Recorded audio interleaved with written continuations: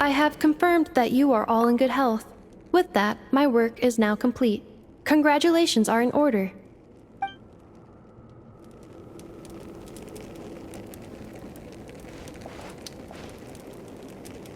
It's good to know you're all well. Puts me at ease.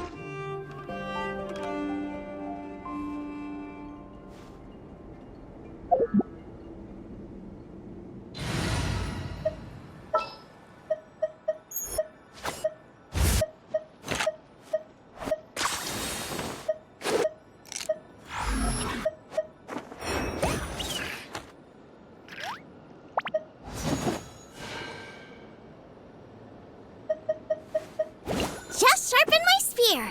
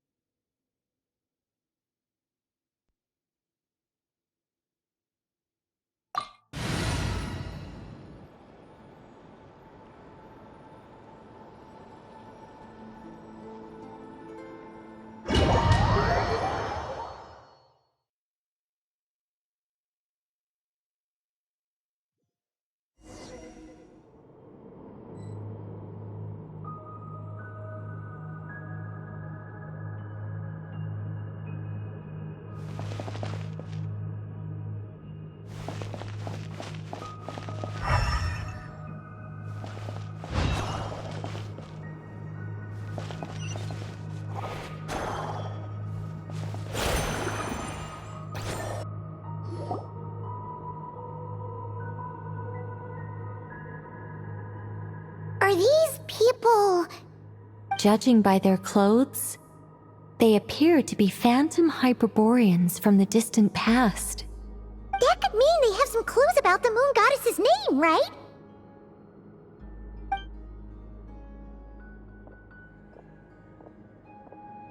Hey there! Could you tell us what the moon goddess's name is? Sorry. That's probably a weird question, huh? How do we explain this? The moons are long gone, and their goddesses are dead. Their names no longer mean anything. When a new moon goddess is born, we will surely know her name. We have used every last resource at our disposal. All that remains is to wait, patiently and quietly.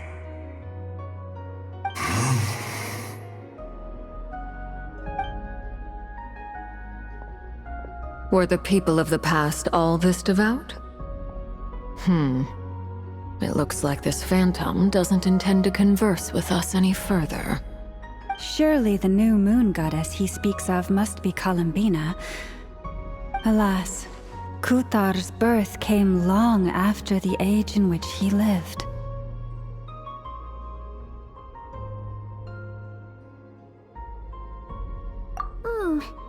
But, maybe if we find a phantom from a more recent age, they might know Columbina's real name. True. Keep an eye out. We should be able to tell which era they're from by the clothes they wear.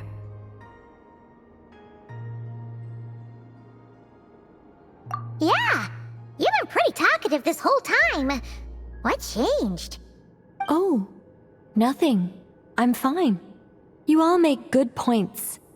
When the Hyperboreans speak of moon goddesses, they mean the three from truly ancient times. I can't imagine they would know anything about our current moon goddess. There once was a time when the moon goddesses blessed them greatly and protected them from harm. So, when the war between the gods and dragons plunged the world into chaos, it seems they looked once more to the moons for help, praying for a new goddess to be born. Yeah, that checks out. Let's continue on. Who knows what else we may discover?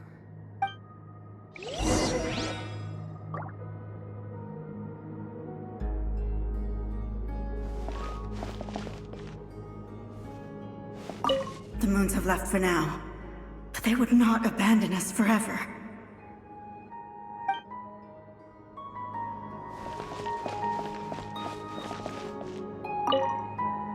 When the moons rise again, we shall receive their protection once more. Even in the darkest hour, there is always a way out.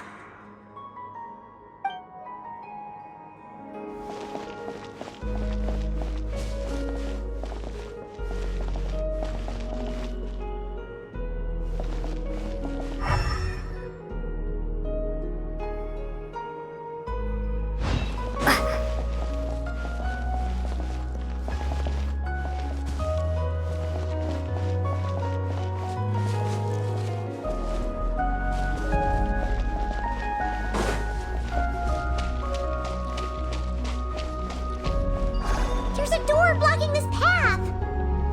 Not a problem. Try this.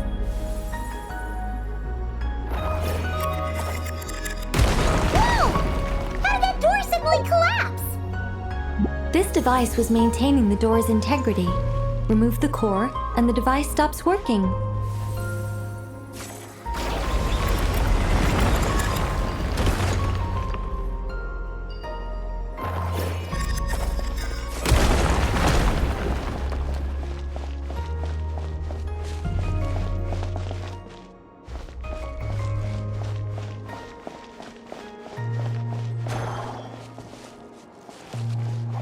Is this our destination?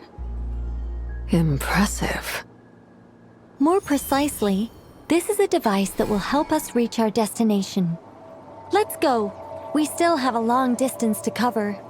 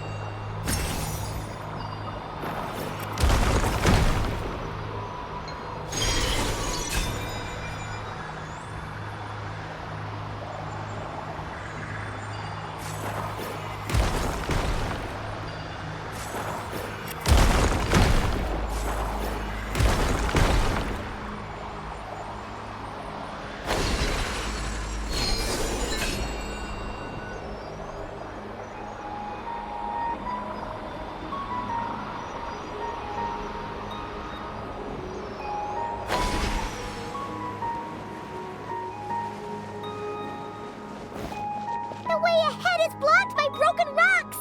Oh. Let's try that device again. Remember the door from earlier?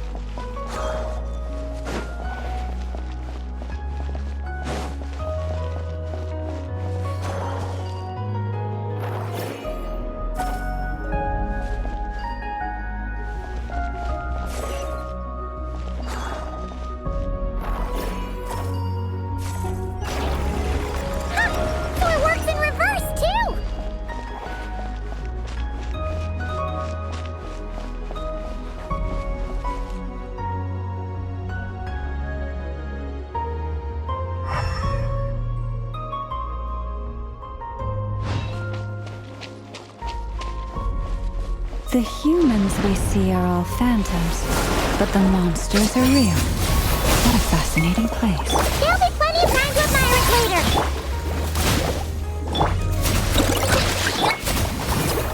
Ha!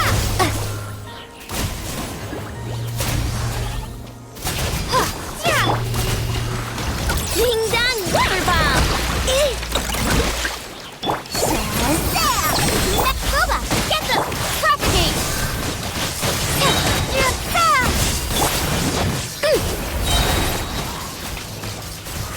Good one!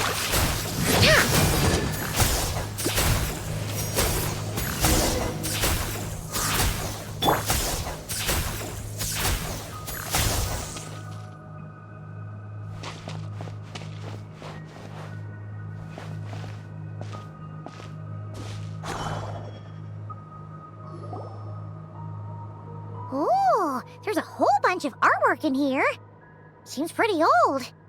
Nicole, this is probably your area of expertise. What do all these paintings mean? Let me see. To understand these murals requires some knowledge of the history surrounding the War of Funerary Flame. I shared a little of this with Lauma before. Yes, I think I follow. The dispute between the Moon Sisters, the transformation by Nibelung.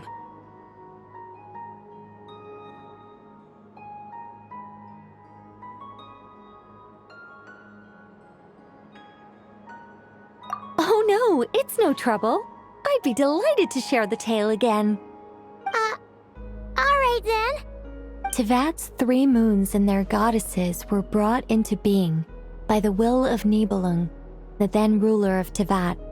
But when the heavenly principles came, they changed the world completely, down to its very foundations. The moon goddesses were nowhere near strong enough to challenge this entity. But the heavenly principles did not view them as heretical entities that had to be removed. Essentially, the 3 moons existed to keep this planet alive and operational, which did not directly conflict with the heavenly principles' aims. Nevertheless, the inherent precariousness of this arrangement would soon be revealed. Nibelung returned. Yes. He did, and thus began the War of Funerary Flame, a battle for dominance between Nibelung and the heavenly principles. Discord would soon emerge between the 3 Moon Sisters. One would voice the opinion that they should follow Nibelung, for it was he who first hung the moons in the sky. Another would argue that taking sides in the conflict would only bring the world closer to ruin. There was no telling where it would lead, especially since their creator had returned, bearing the perilous power of the abyss. Nibelung would eventually discover their disloyalty. He had all 3 imprisoned before transforming the moons into weapons with which to fight against the heavenly principles. What? Weapons? Yes, the very moons that had once defended the planet became instruments of death and destruction, striking terror into the hearts of all living things. And although the heavenly principles and the 3 Moon Sisters had once been at peace, it now seemed that the moons posed an unacceptable threat to Tevat. It is possible that the heavenly principles did not know of the goddess's imprisonment. If so, the weaponization of the moons would surely have been viewed as an intentional breach of the peace agreement.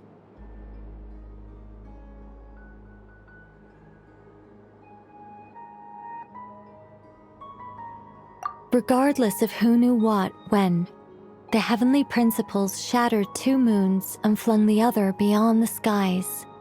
Whether the goddesses managed to escape Nibelung's captivity after his fall, nobody knows. But this much is certain.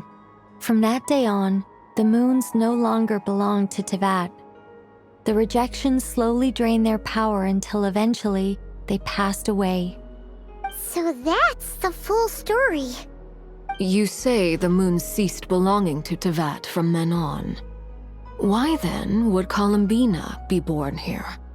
That is perhaps due to the lingering connection between the Frost Moon, which was not shattered, and this world. You could see it as the three sisters' dying wish. They never desired war. All they ever wished for was to protect this land. I see. If the final fate of the three goddesses is as you say, then Columbina faces the same grave danger. Our investigation has yet to bear fruit.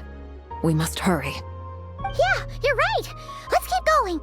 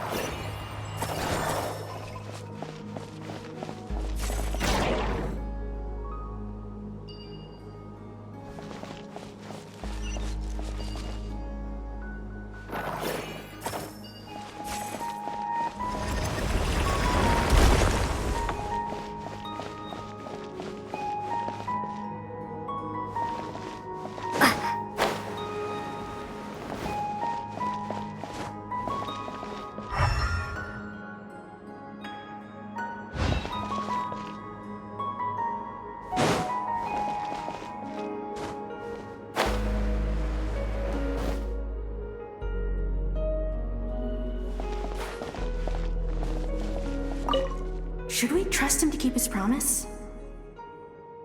We have to. There's nothing else we can do.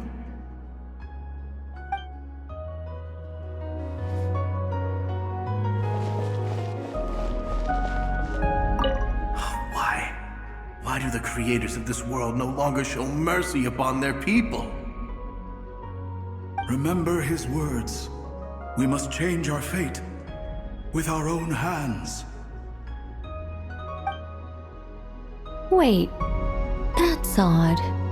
Who is he? Is something wrong? No, not really. It's just that over 30 possibilities emerged in my head, so I can't be sure who he is. It's been too long. My memory isn't as sharp as it once was. Okay. 30! Wow! Impressive!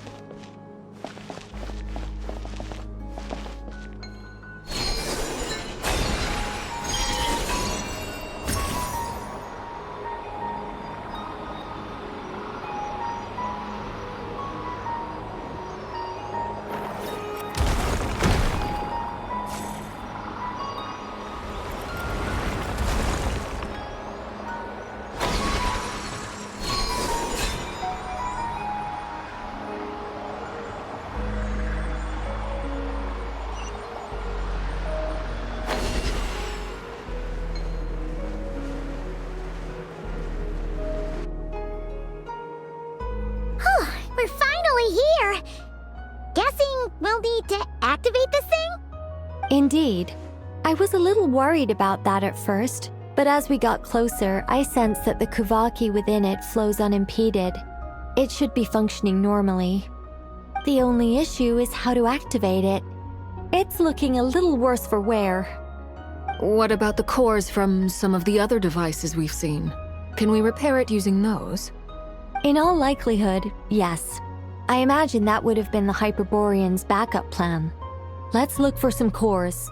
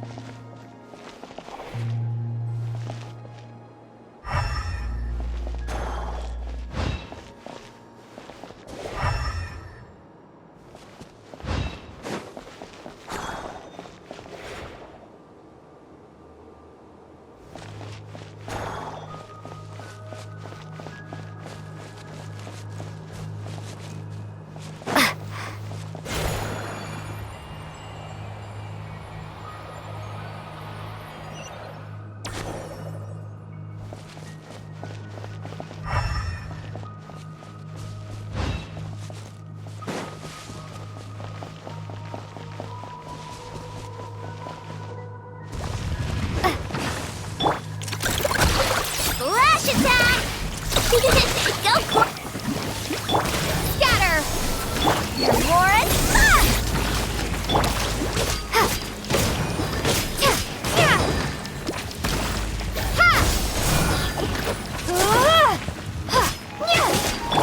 Chew on this! Nice and spicy! Scatter! Germinate!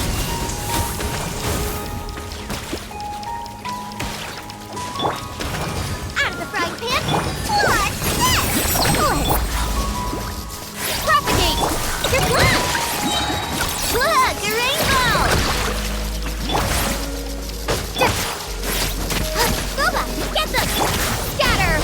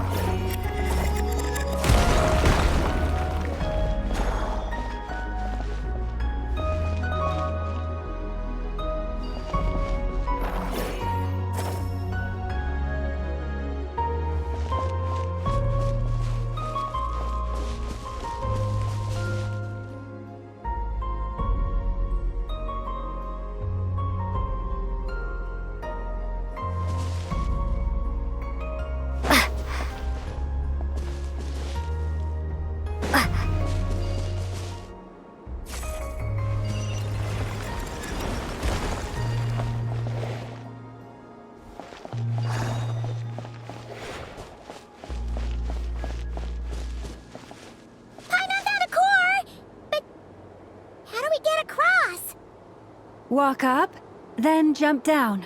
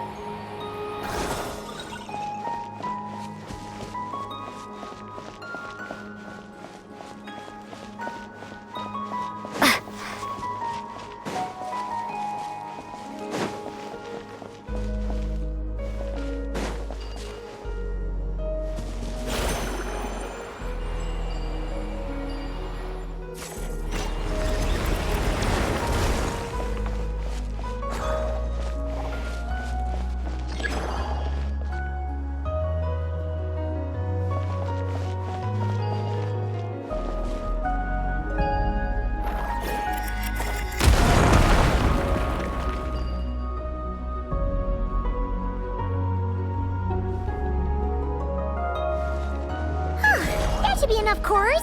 Let's head back.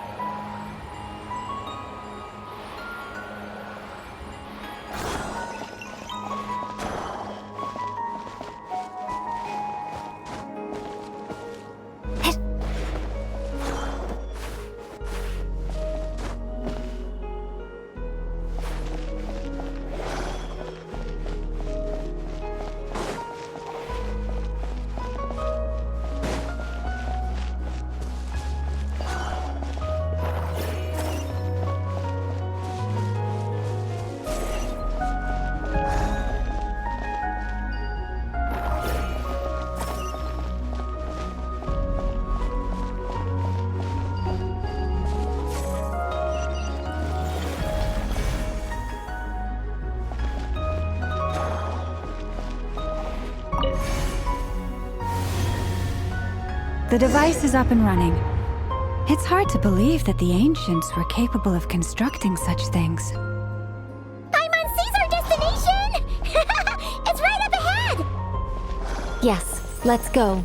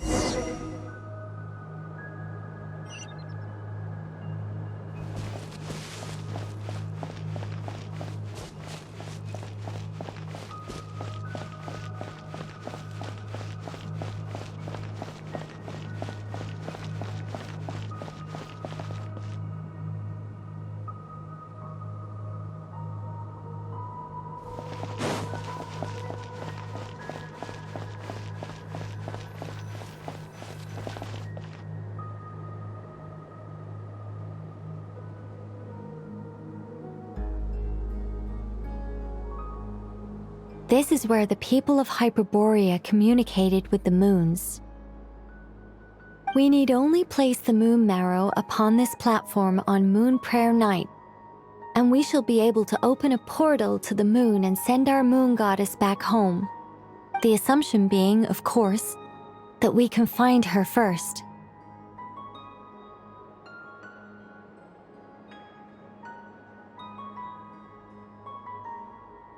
That's right. You want to know if it's safe there, don't you?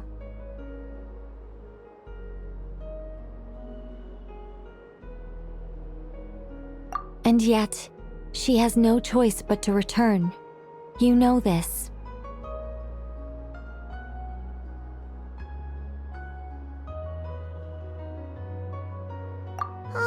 That's not the only issue here. This is the end of the line, right? We've explored everything we can. And despite looking at historical artwork and talking to people from Hyperborean times, we're still no closer to learning Columbina's name. If it's not too much trouble, could you tell me exactly what Alice said to you about finding her name? Oh, sure. What she said was... Then your first job is to find it. As a moon goddess, I'm sure she must have a name she identifies with.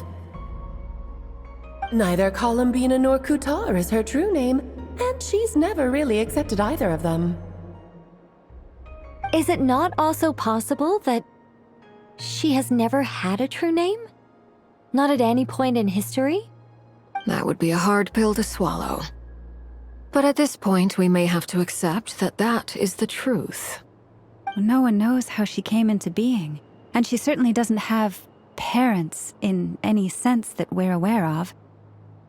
Perhaps she was never granted a name at all. But does that mean there's no way to get Columbina back? She's just gonna disappear and there's nothing we can do about it? Huh? Wait, why all this pessimism? Was it the way I phrased this question? You all seem to be taking this in completely the wrong way.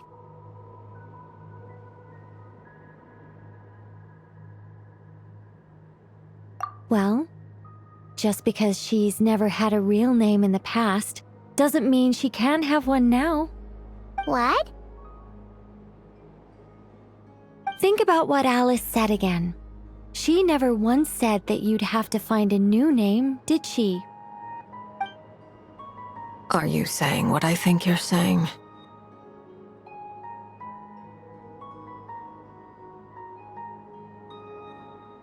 Yes. Names are anchors that connect us to the world. If she doesn't have one already, then all we have to do is create one, no? It's like... yes. Traveler, when you first arrived in Teyvat, do you think you would have turned around if someone behind you shouted, "Hey, Tumaini!"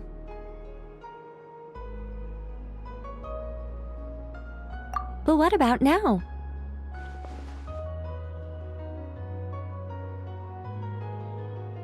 I understand what you mean. Life is a long journey. Even the friends and family by our side can change over time. When people call you by different names, what matters isn't so much the words themselves, but what they symbolize. And of course, whether that resonates with you. Ether.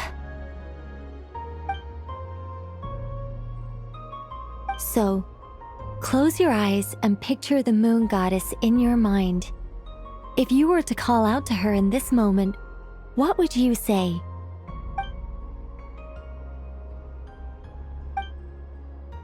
Columbina. Columbina. Paimon would call her Columbina too. Well, she has long forsaken everything that Kutar represents. I think from now on I should call her Columbina too. Well, it sounds to me like you found your answer. Are you sure? Is it really that simple? We haven't found her this whole time, and not for lack of trying. For a journey like this, the process is every bit as important as the outcome. Had you not searched far and wide, rejecting every other answer you were offered? How could you have come to an answer you felt was finally correct? Oh, it all makes sense now. This has Alice's fingerprints all over it. Are you suggesting that Mage knew from the start that Columbina never had a real name to begin with? I can't say for sure. But I can definitely imagine her chuckling in satisfaction somewhere right now, saying, "Ah, what fun." Llama! Your antlers! You should hurry. The festive moon has begun to rise. Do not worry, for when you called the name Columbina just now, I could sense that the power within was enough to summon back the moon goddess. The power within what? The name? Yes. So, the thing is...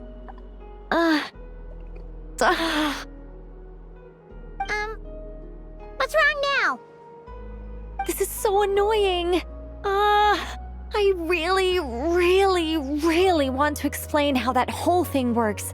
Starting from the founding principles of Tevat and... Oh, I could talk about this for hours. But... Deep breaths, Nicole. Deep breaths. You're an angel. A sober, sensible, solemn angel who has her priorities straight. Okay then. Sorry for asking. Clearly a bad call on Paimon's part. Anyway, you all need to hurry. Last thing, remember how it felt when you called out that name. Then it is agreed. By the name Columbina, we shall find her. Then we'll throw her the best Moon Para Night party ever!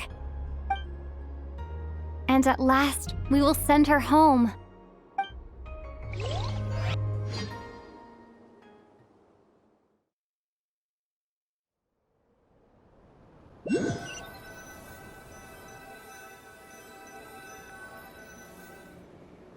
I can barely move anymore.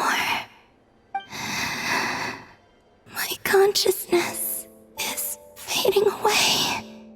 Have they come back out? I'd love to see them one more time.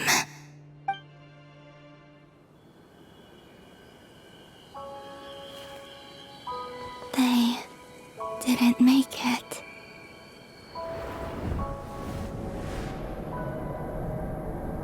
Could you tell me your name? My name is... Columbina!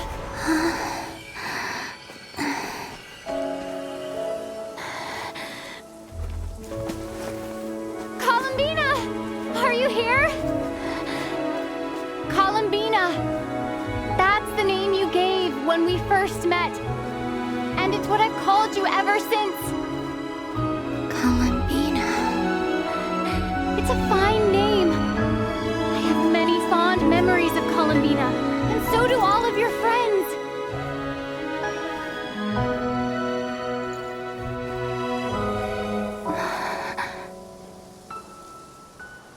If you like this name,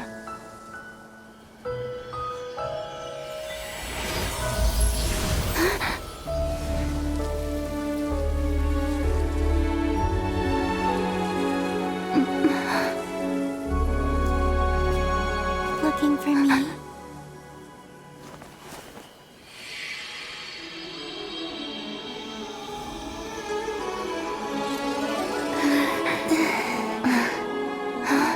I like it.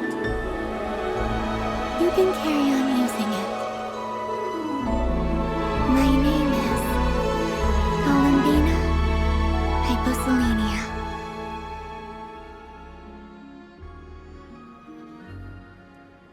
Columbina Hyposelenia. That's a wonderful name. I never thought that Columbina would become my real name. But after I met you and my other friends, the things that this name stood for slowly began to change. It went from being a Fatui code name to something my friends call me.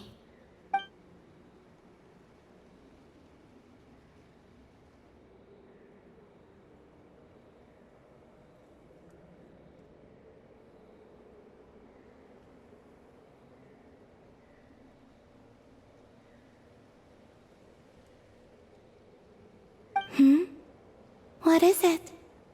Why aren't you saying anything? I'm just so happy for you. Thank you. So, where's everyone else? We can go and meet them very soon. Everyone went to different places to try calling your name. Great. I'd like to thank them as well. Everyone's done so much for me. Searching for my name, entering those ancient ruins. Huh? Wait, so you were... Yes, I was there. Not physically, but my consciousness was still holding on. I followed you the whole way. Starting from when? You turned around and called out my name while you were in Nasha Town. Do you remember?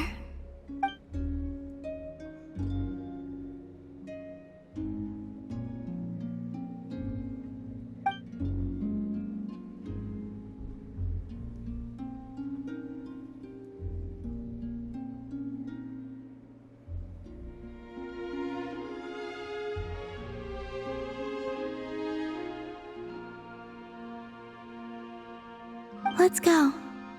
We don't want to keep them waiting. Sure. In that case, come with me. But...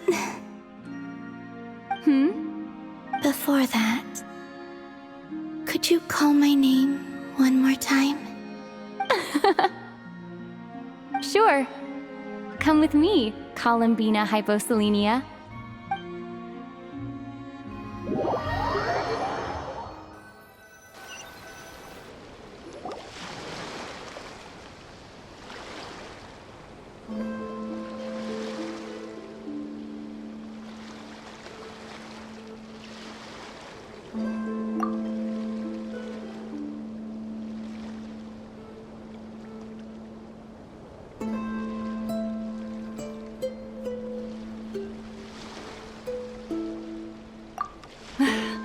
Columbina! Oh, this truly is wonderful. Llama, I can't breathe. Ha ha! Just in time for Moon Prayer Night. It's good to have you back, Miss Columbina. Yeah, we were worried sick. Thank you, my friends. With your help, I now have a name that belongs to me. Columbina Hyposelenia. Where's the second half from? You added it yourself? That's right. It means... Born beneath the moon. Yes.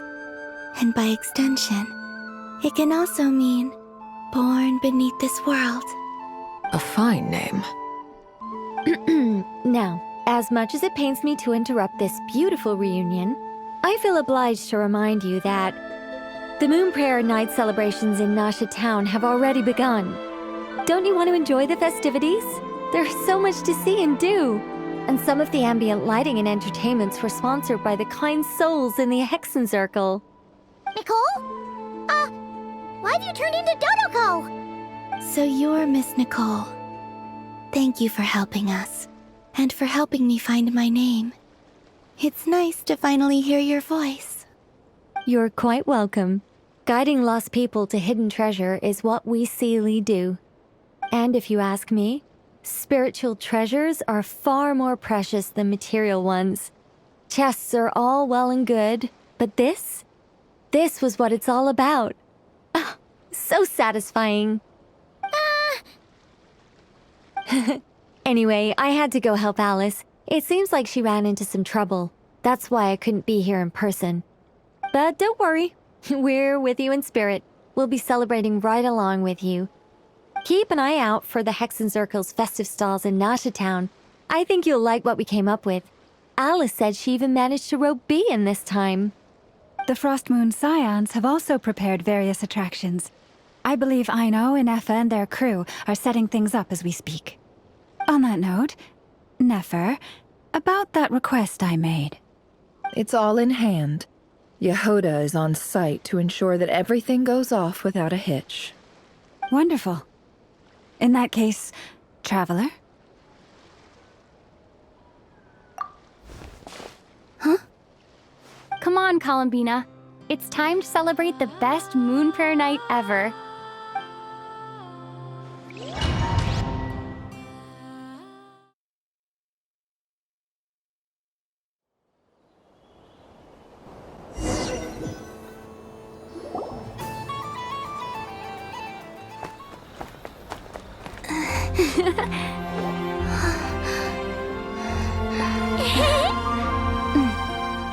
Hey, young lady! Would you like some Moon Prayer Night candy? Happy Moon Prayer Night! Oh, yeah, I almost forgot to say. Welcome home, Moon Goddess.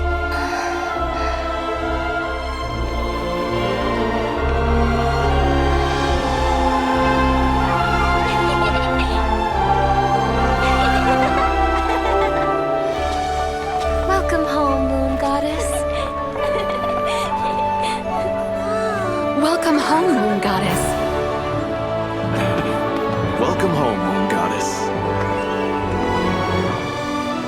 Turning Nasha Town into her home is a festive gift. A rather brilliant idea. Perhaps this is what Nodcry, Columbina's home, should have been like all along.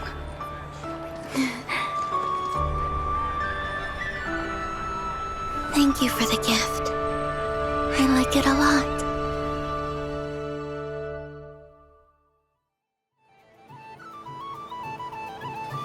This feels like the surprise of my life. I do. I never imagined I'd ever get to enjoy Moon Prayer Night with everyone so freely.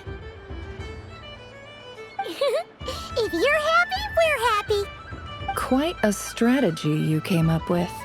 Hide the tree in the forest. It's not your usual style, Lauma. Is there something about Moon Prayer Night that enhances what's in your head as well as the antlers on top? Apparently so. It even inspired a perennial penny pincher to use their resources for a greater cause. It truly is a magical festival.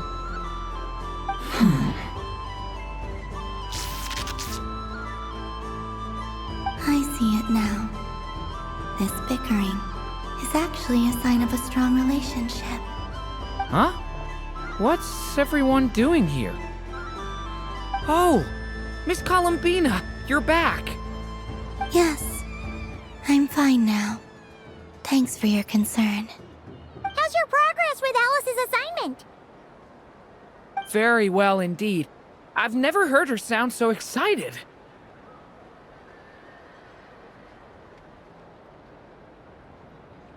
Not like this. This time, her excitement seems more serious. Seems like she's had a major breakthrough. She said she'll contact us once she knows more. In the meantime, we're free to relax and have some fun. Enjoy the time off while it lasts. I have a feeling that our next task won't be so simple.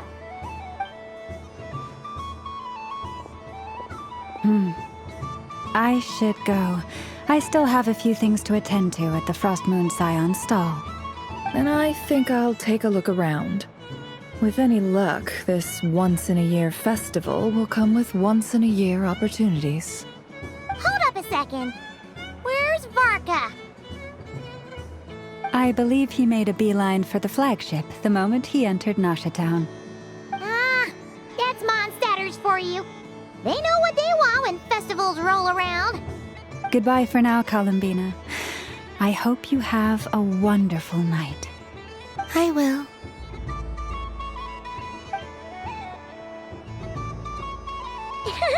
Well, in that case, don't you stand there. Get out there and have some fun.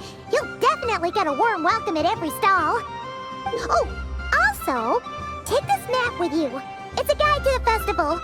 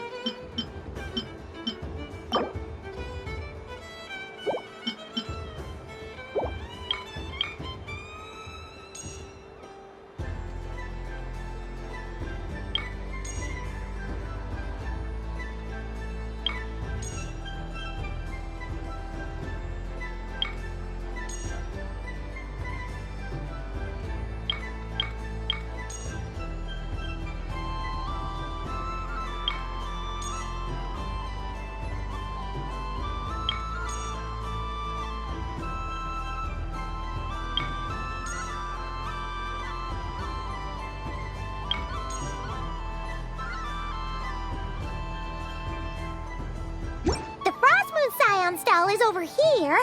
Lauma's invited a whole bunch of cute animals to celebrate too. Over there is the Hexencircle section.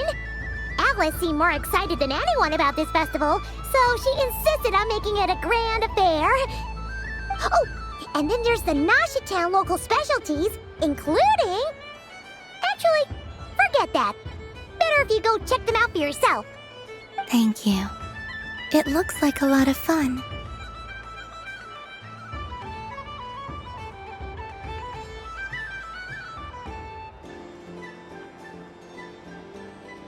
You're not coming with me? We'll be around. But don't you want to browse by yourself for a bit first?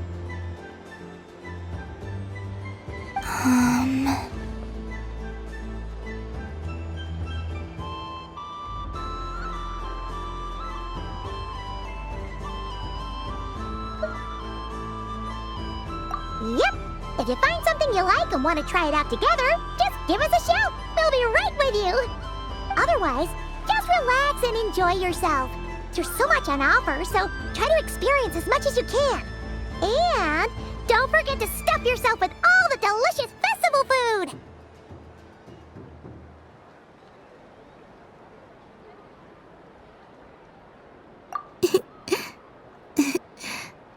All right then.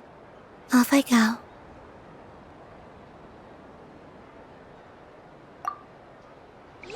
Where should I go first?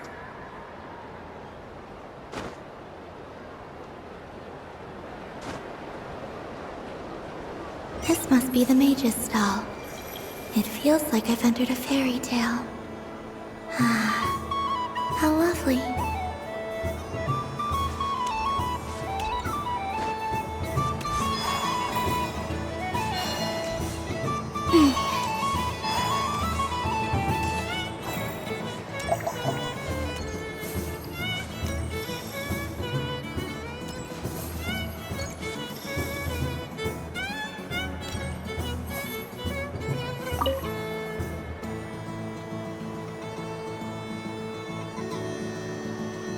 I wouldn't say it's unfair, exactly.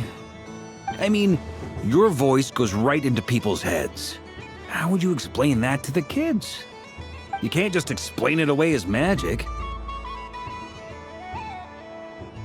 Is something the matter? Ah, Miss Columbina!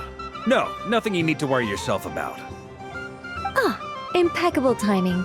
Stick around for a second, Miss Columbina. I need your input on something. This self-proclaimed Knight of Justice has yet to give me a satisfactory answer. I, for one, would like to hear your verdict on the matter. Hey, now, I left the flagship just to help you out, Miss Nicole. What's going on? So Alice and I are both using long-range remote control spells that work on similar principles, allowing us to attend this festive fair in Dodoco form. Sorry, let me backtrack a little. While similar, there are some key differences. Alice, being a great mage, wanted her Dodoco to reflect something of her own charm and mystique. So she adjusted the way its tail moves when it spins around. An entirely gratuitous move, in my opinion. I hardly see how anyone is going to notice that. If anything, I'd say that anyone who stares intently enough at a Dodoco's tail to notice such a small detail is someone we ought to be highly concerned about. I only say this to emphasize that my question has nothing to do with tails. Now that we're clear on that, why is Alice's Dodoco permitted to interact directly with the children celebrating Moon Prayer Night, while mine is not? Your voice speaks directly into people's minds. See? Exactly what I said.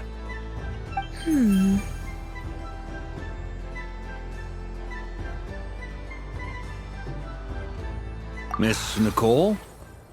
Ugh, I can't stand it. I know that probably makes me sound like a whiny child acting out in front of their parents. And it's a little embarrassing now that I think about it.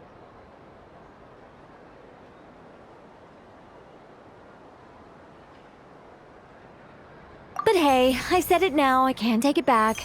That would be even more embarrassing.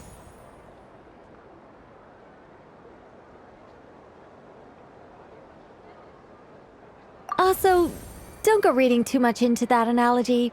It was off the top of my head. I'm actually an awful lot older than either of you. Miss Nicole, are you saying that you'd like someone to play the game you've prepared? I'm not so invested in that. It's just something cobbled together using items I borrowed from Alice. She probably didn't even make them herself. The point is, I want to know everyone's thoughts after they receive their prizes.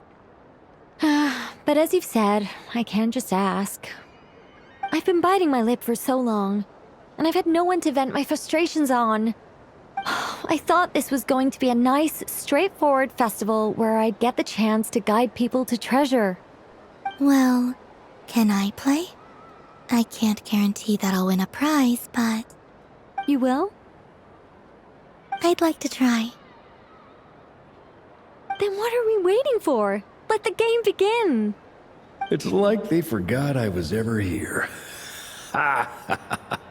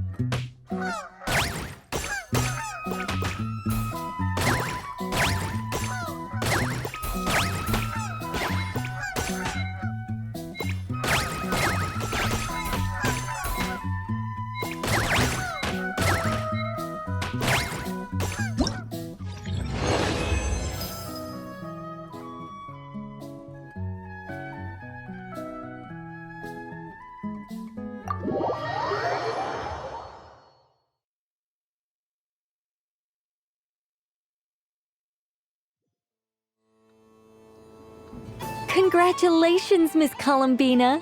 With your great wisdom, you have overcome every obstacle in your path and conquered the great challenge posed to you by fate. Fate?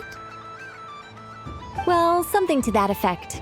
If you'd prefer something more poetic, it could be the icy winds or the dawn. Anything you like, really. You could even go with the challenge posed to you by Dodeko, if that's what you're into.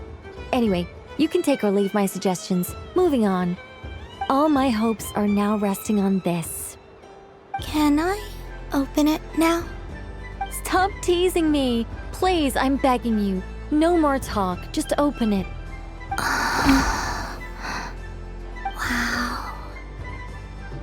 What a lovely sculpture. Classic and cute at the same time. Thank you, Miss Nicole. I'll always treasure it. Ah, there we go. Music to my ears. You have my sincerest gratitude, Miss Columbina. Thank you for sharing your precious time with me and fulfilling my wish. Don't mention it. You've all done much to help me. And still, I'm the one receiving all these gifts.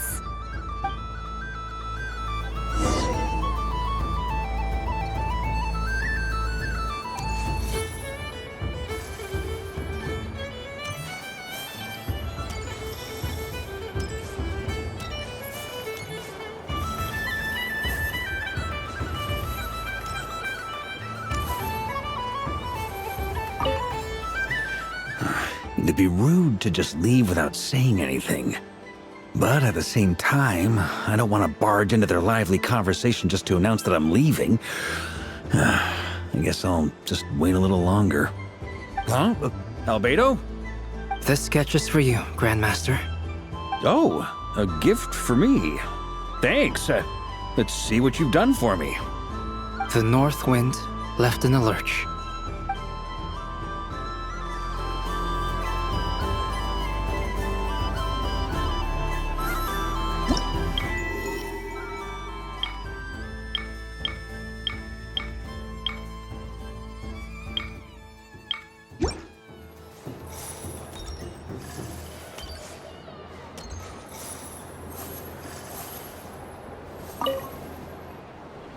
Welcome home, Moon Goddess. Oh, you're the genuine article. Alice was right. This moon prayer night was worth watching after all. Another one that talks. Greetings. Pleased to make your acquaintance. I am the Hexenzirkel member they call B. Barbeloth Trismegistus. Columbina Hyposelenia. Pleased to meet you too. Hyposelenia. A fine name indeed. Now then, Miss Columbina, do you wish to hear a mage's divination? Divination? The Frost Moon Scions used to ask me what would happen in the future. Is this like that? From the perspective of the one seeking answers, perhaps. As you look to your journey ahead, if you seek to understand the unknown, resolve your doubts, and soothe the confusion in your heart, divination could be for you. The unknowns on my journey. Of course, if one wishes to peer into fate, then hydromancy is the more precise option. But that is a complex affair, and to relegate that majestic art to the status of a festive amusement would seem somewhat uncouth. Besides, it is sometimes better to not know fate with great certainty. Hence, I shall use the suitably festive Luna Arcana to tell your fortune instead. It is more popular with the youth in any case. Lunar Arcana. Indeed. Unlike hydromancy, this will only display possibilities and trends. People like to think of themselves as creatures of agency and free will. Peering too far and too clearly into the future is detrimental to both body and soul. I'd like to give it a try. Of course you may. Come then, take a seat, Miss Columbina. Before we begin, are there any specific questions you would like to ask? Let's stick to general possibilities and trends, like you suggested. Ah, very well. Then I shall use the basic Lunar Arcana deck. Now, try to relax. Cast your mind upon the things you have experienced and the things you are soon to experience. I will shuffle the deck. Would you like to cut the cards yourself? You do it. No problem. Now then, to make things easier for the seeker, that is to say, you, I shall decipher the cards from your perspective.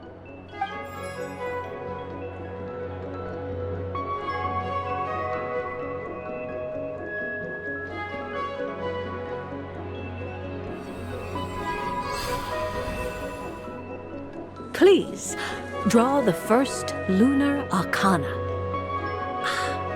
This represents destiny. and is the foundation for the divination as a whole.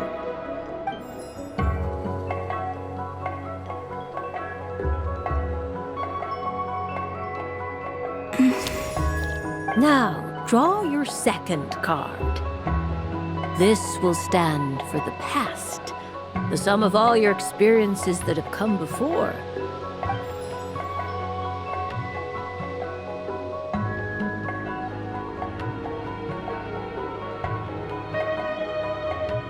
And now the third arcana. This is the present, your interpretation of the current moment.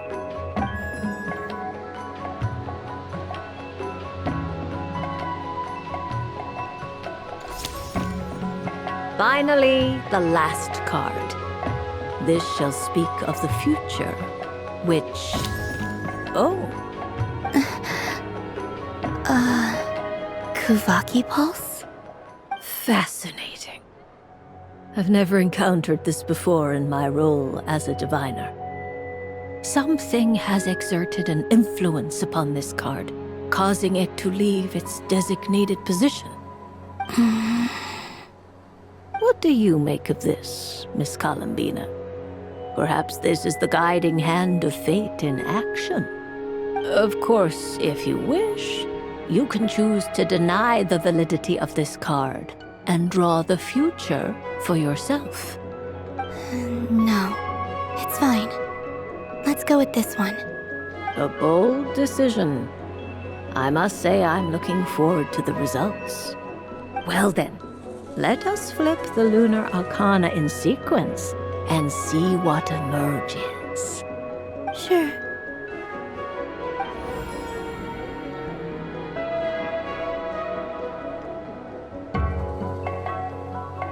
First, Destiny. No surprises here. The card that represents yours is the moon. The moon. Indeed. The moon can represent the truth at some times, but deception at others. False peace, destructive calamity, and the world-changing power that lies within. When the moon is placed on the destiny tile, it indicates that your destiny is not what it may appear on the surface. Instead, it may yet have a hidden side. It symbolizes a journey through the fog, fraught with uncertainty and deception, where one must face inner challenges head-on. I don't understand. Patience, my dear. This is but the first card, which serves as a basis for the interpretations that follow. Our divination will only grow clearer from here on out. Now then, flip the second card, the one that speaks for the past.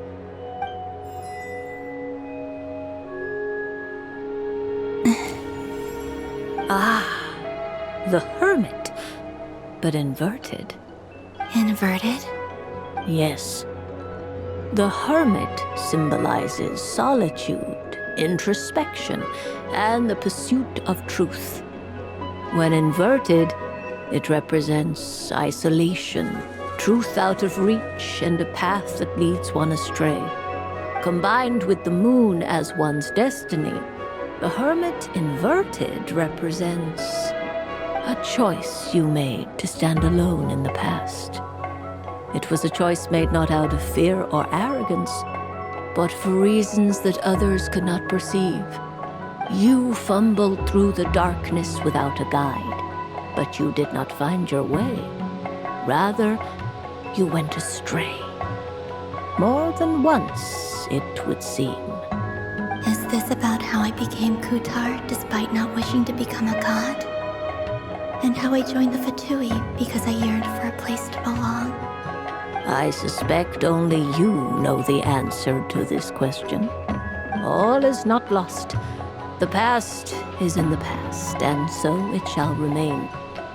Shall we look into the present now?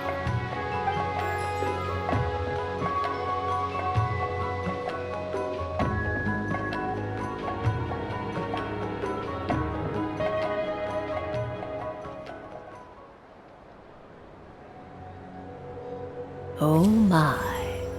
The lovers. One of the most interesting Luna Arcana. What does this one mean? This means that you have had an unprecedented emotional experience. The joy of finding your soul becoming intertwined with that of another. A precious and wonderful thing indeed. It's true. I've made a lot of friends recently, and they are very good to me. I like them a lot. That sounds lovely. I am most delighted for you. The lovers can also represent important decisions, perhaps related to a parting of ways. Now, if I were to guess... Yes. I return to the moon. I understand. Parting with friends is never easy, Columbina. But rest assured, this is not the end of your journey. There is always another story waiting to be told. The future always lies ahead. The future. Well now, it's finally time to flip this most mysterious of cards. Why did it appear? And what does it wish to tell you? I'm ready. Very well. Flip this card and see what lies on the other side.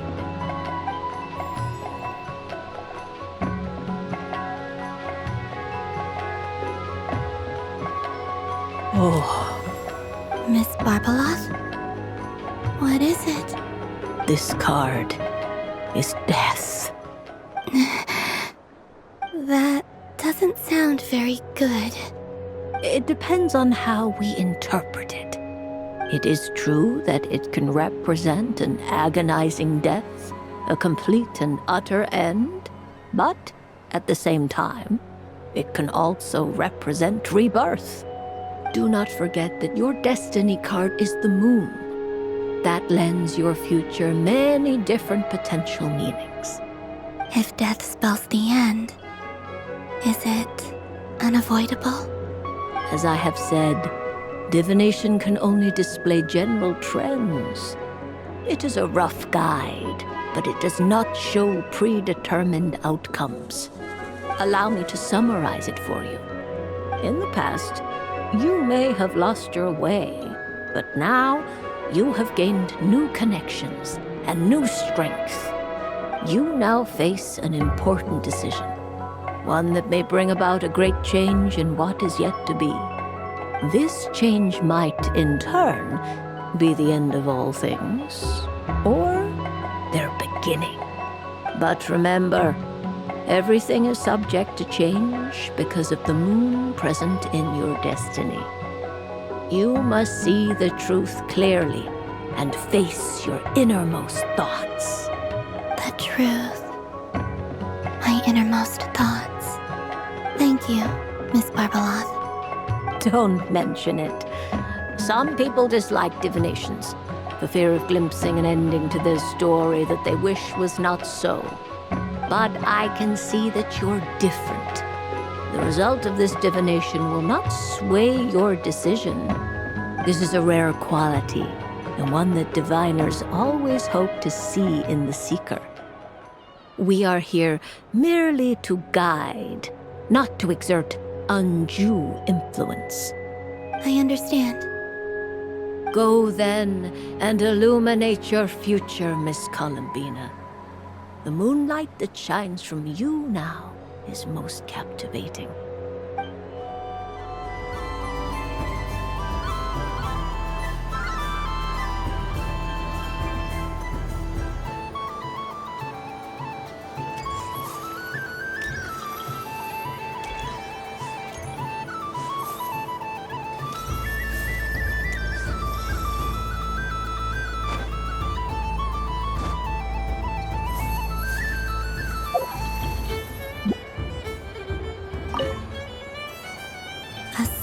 And furry creature that bounces and jumps. Welcome home, Moon Goddess.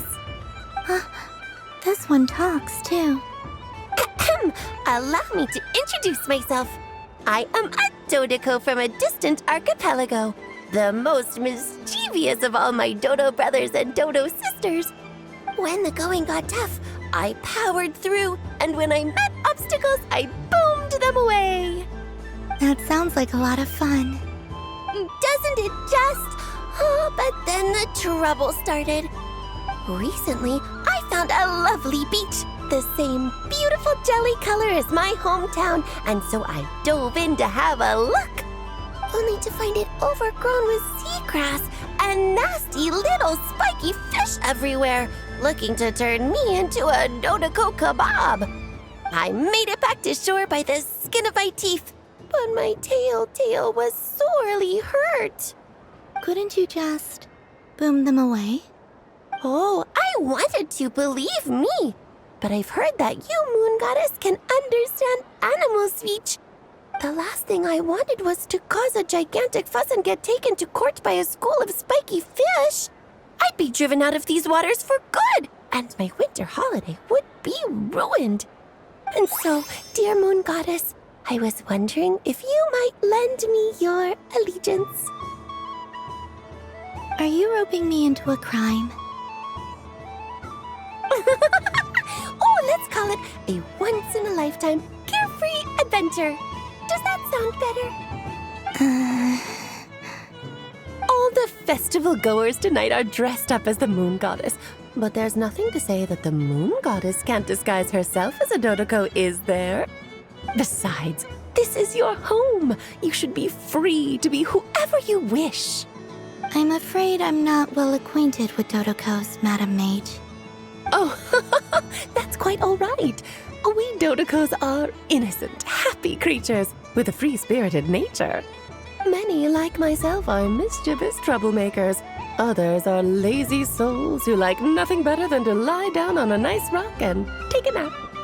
In our eyes, every creature who yearns for happiness and freedom is a Dodoco. But perhaps in yours, we Dodoco are a fluffier and more mischievous breed of Kuhenki. Yes, that is a much easier image to follow. Oh, wonderful! Then let's play!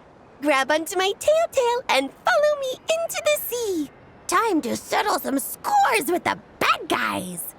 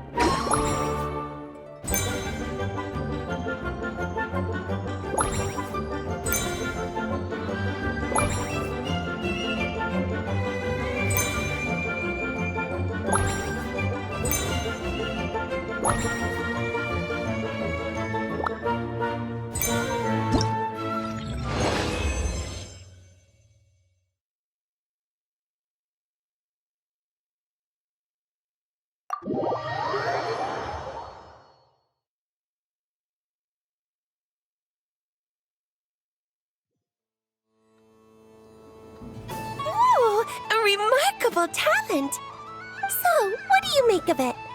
The use of Jumpy Dumpties doesn't come as naturally to me as Kuvaki, but their unpredictability makes it fun. I think they call this novelty. Indeed! And how did it feel blowing those pesky nuisances away? Not bad. Any guilt? What do you mean? Oh, wonderful! Lovely answers to all 3 questions. You've passed the safety test. Now I can give this special bomb to you as a souvenir. Remember, if you find any meanies living on the moon, you can use this to boom them into oblivion. I will.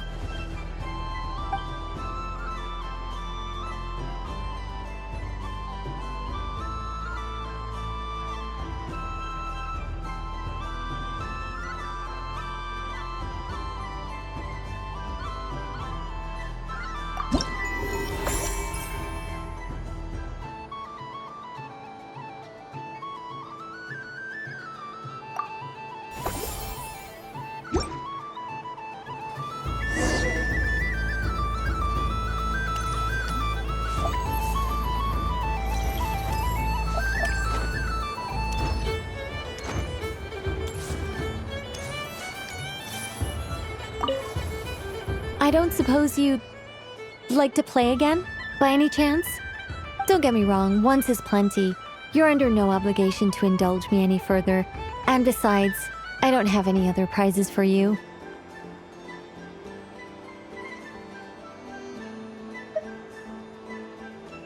All right then. Happy Moon Prayer Night.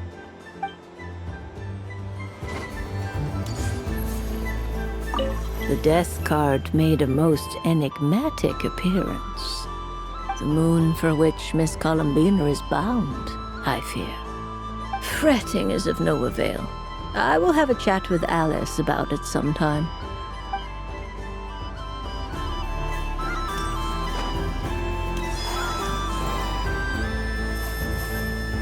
Up for another round of fish blast? Oh, I mean of bye-bye, bad fishies!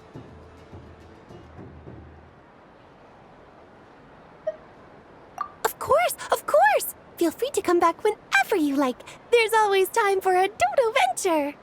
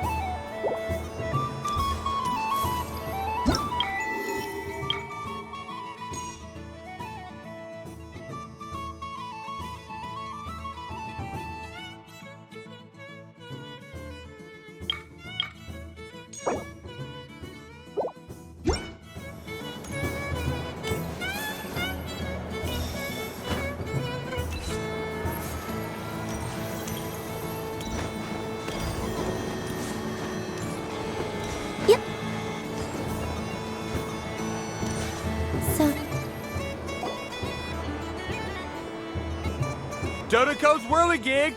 Come check out Dodoco's Whirligig! Ah, welcome home, Moon Goddess. Might I ask what this is? Ah, it's a very special amusement sponsored by the Great Mage herself. Ride on a soft and furry Dodoco and embark on an unforgettable adventure. I say that, but I'm just following a script here. Who is this mage, anyway? And what the heck is a Dodoco? I'd like to ride. No problem. But, are you by yourself? Is that not okay? Oh, no, it's fine.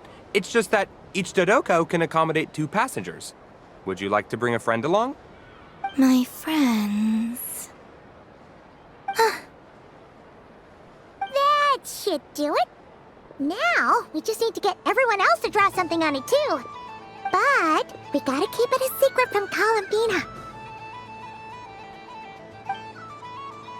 Traveler.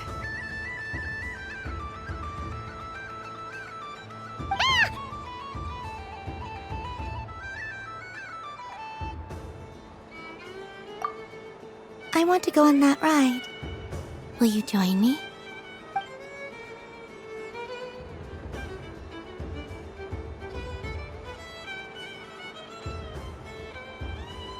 Let's go then.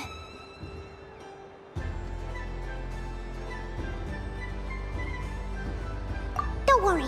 Paimon will do the rounds. You go have fun.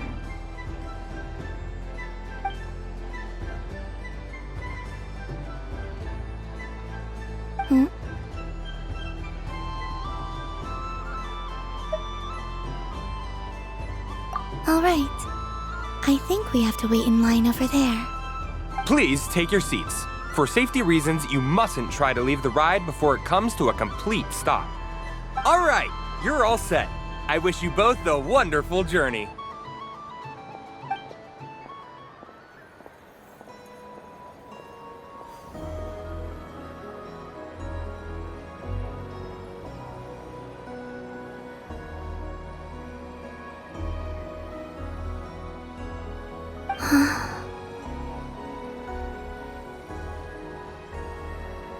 Not bad. It reminds me of riding a moon lane. Sometimes, the Kuhenki circle around me like this, playing their beautiful melodies.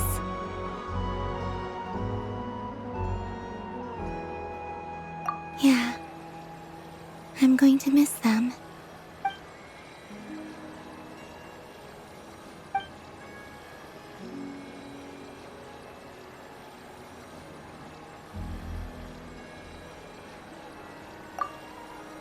It does. I've felt scared in the past, too. But this is a little different.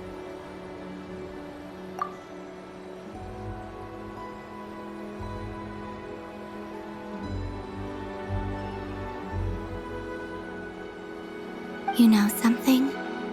I got to see a lot of fascinating things during my disappearance. I saw how the Frost Moon Scions act around their families. So different than how they used to act in my presence. And I also saw how they interact with their friends. It made me curious at first. Why do people act so sincere when they're worshipping gods, but save their truest, warmest feelings for each other? Slowly, I came to realize that it's because they trust one another. They know, deep down, that they'll be accepted for who they are. All of it. The good and the bad.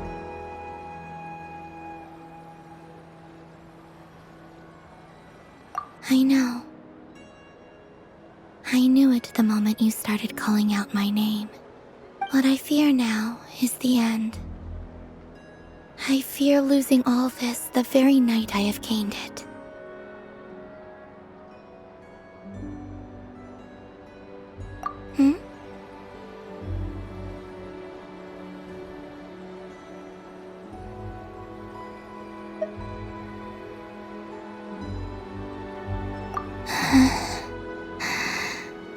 Thank you for this conversation. Thank you for listening to me. Don't worry. This fear I have, and the unknown that awaits me, they cannot hurt me. Not when I possess a treasure far greater. I just want you to remember this version of me, the real me, on this final night together. Dear passengers, Dodoco's awesome adventure has come to a close. Please leave in an orderly fashion, and we look forward to seeing you again in the future. Don't want the journey to end, huh? Don't worry, you two. There's always another adventure waiting just around the corner.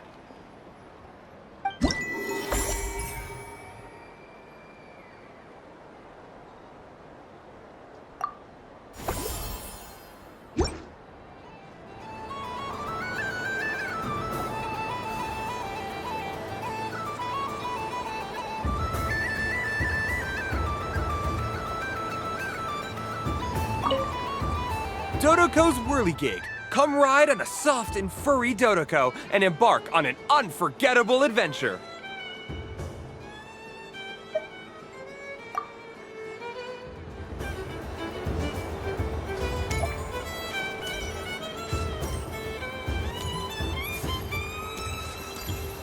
What's this? Should I give it a try?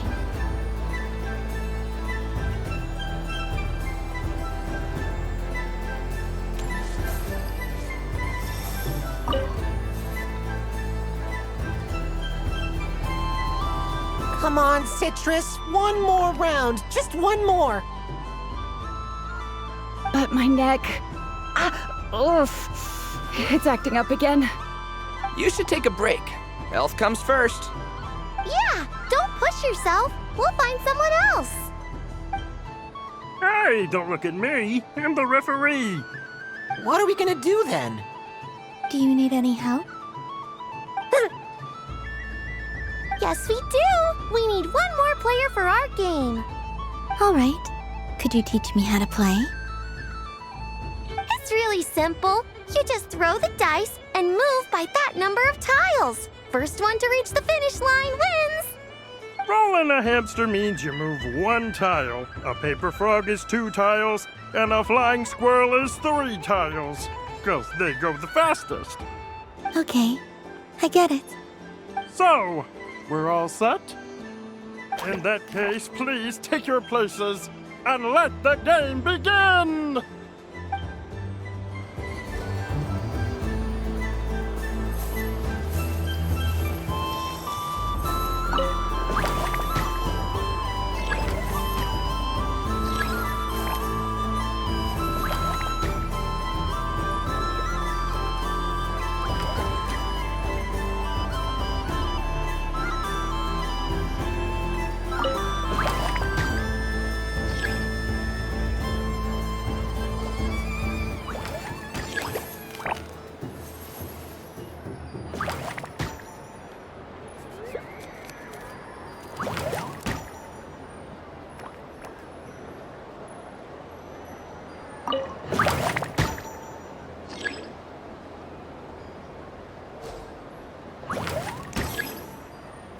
And the winner is a Stumpy! Well done!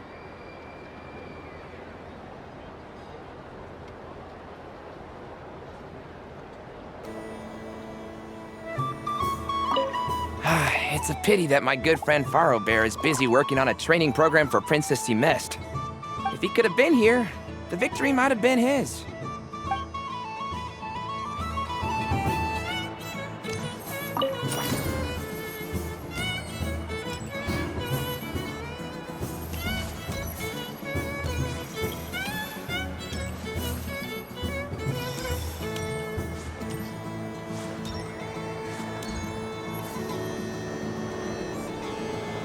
But I was aiming right at it!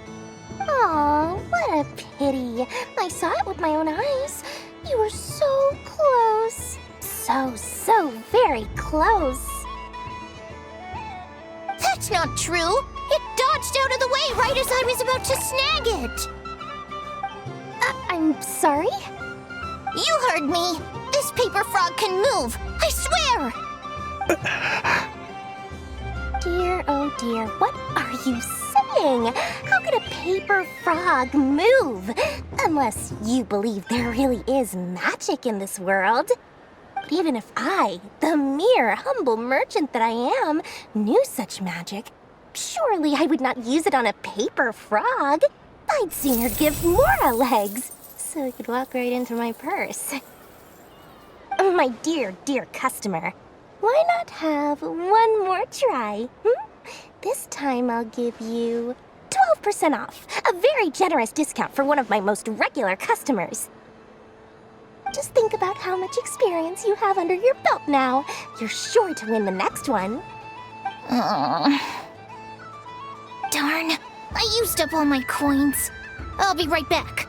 Just gonna fetch some more from my house. Take your time, but don't take too long. This event is Moon Prayer Night only. Miss it, and you'll have to wait a whole year before I'm back. Next customer, please. Welcome.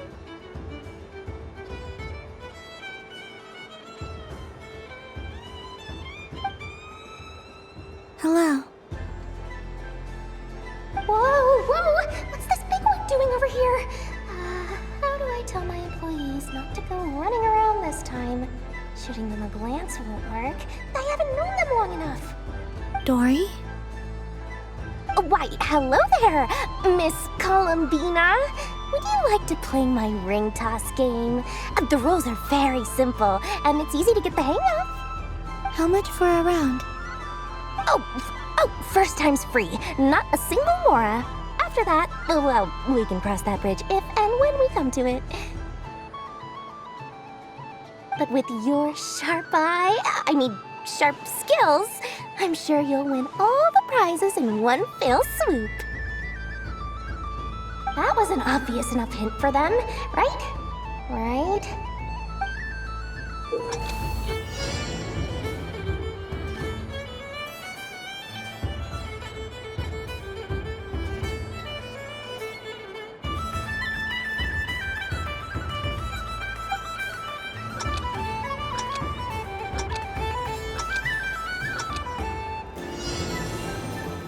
Here comes the ring!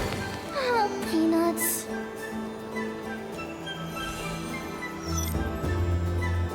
Change tracks! Roselle, should we move or not? Just a tiny bit. All right, then I'll... Oh, sugar plums, not the clock hands. How do I move the legs again?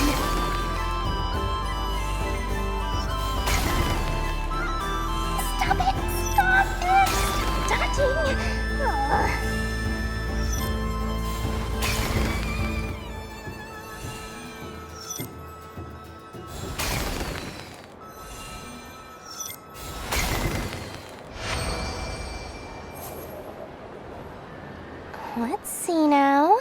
Let's see. Wow, very good. That's the highest score we've had all night. And here's your prize. Now, how about another round? As for the cost... Happy Moon Prayer Night, Miss Columbina. Happy Moon Prayer Night, Durin and Hat Guy. Are you here to play the game? Yes.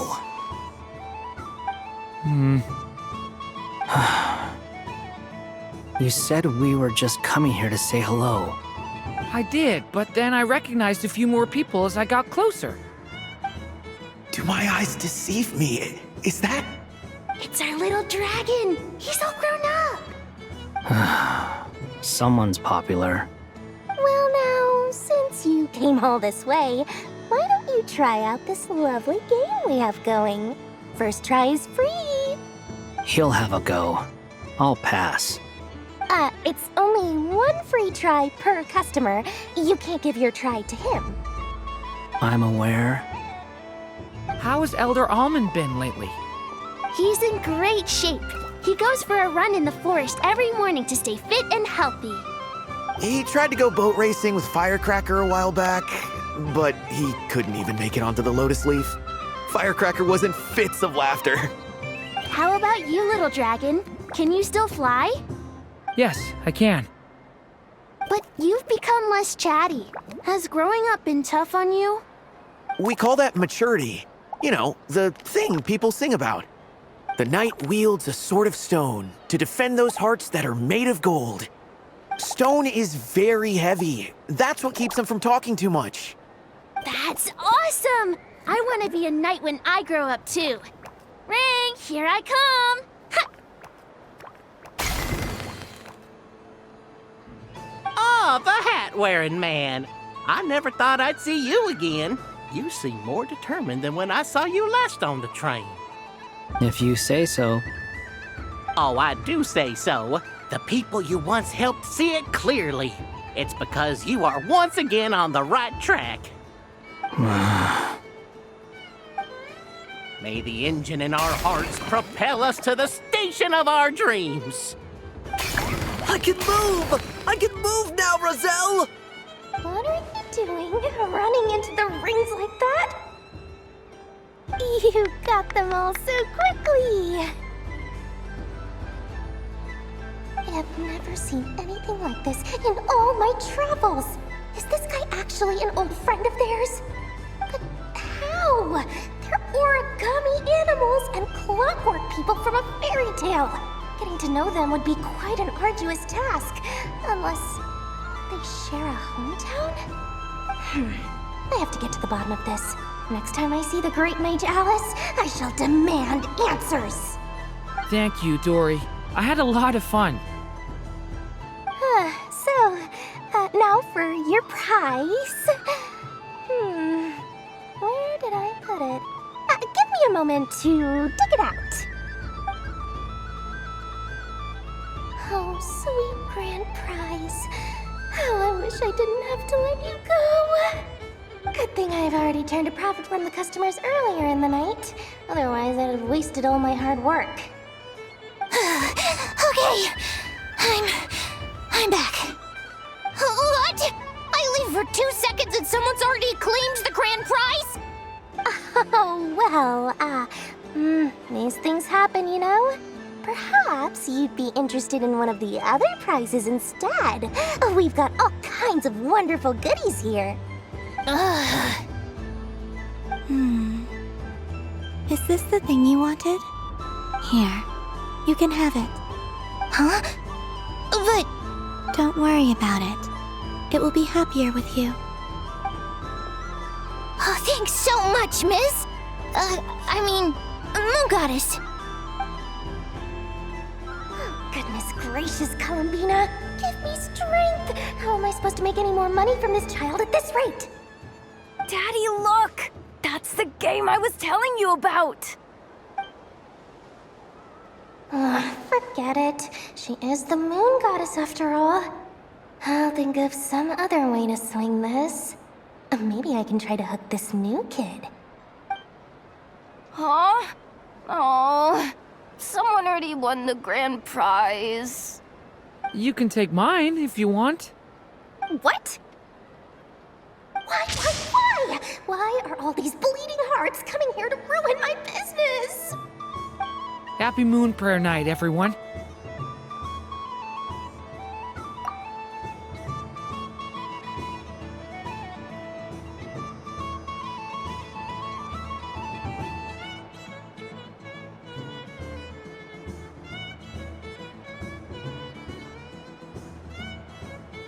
Happy Moon Prayer Night.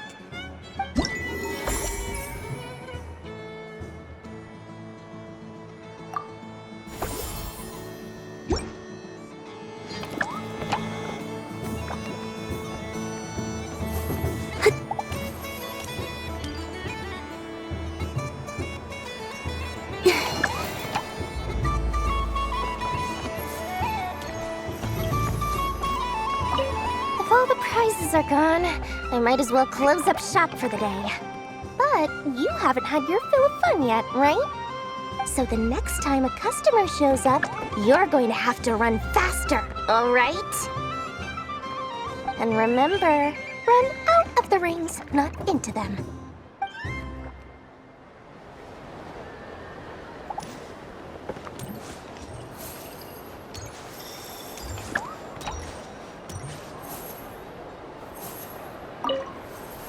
Done being a do-gooder yet? Thanks for coming here with me, Hat Guy. Are there any games you'd like to play? It's your turn to pick. I'll come with you. Why does that hamster think you've grown up? You haven't changed at all. I know you don't mean that. You're just taking the opportunity to make fun of me, aren't you? Even if you won't admit that taking some time to compose yourself is important, I can see that you're doing it in practice. Otherwise, you'd have taken off your hat and flown away by now. Looks like Albedo's socialization program has been far more useful to you than all those Vahumana textbooks.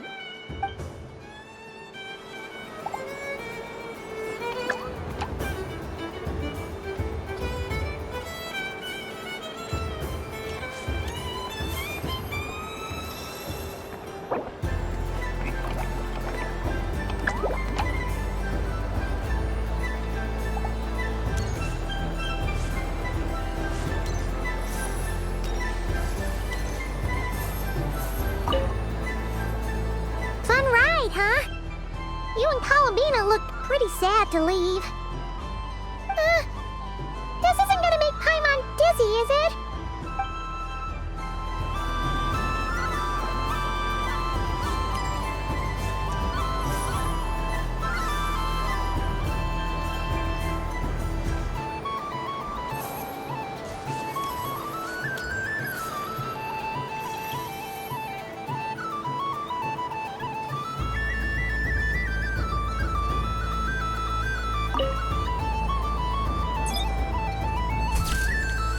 And done!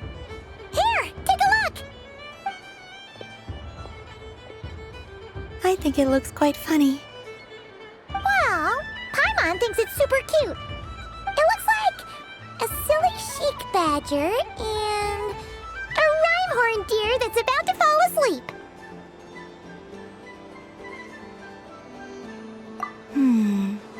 Maybe I'll stand on the chic badger's side instead. It looks like we've attracted the attention of quite a few animals. Let's make room for them.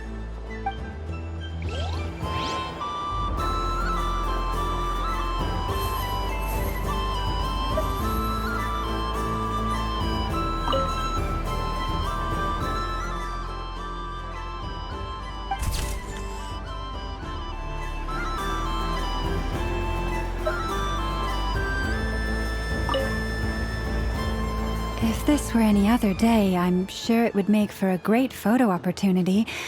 But Moon Prayer Night has rendered my antlers uncomfortably large. Doesn't it look like this rhyme-horned deer has 2 sets of antlers?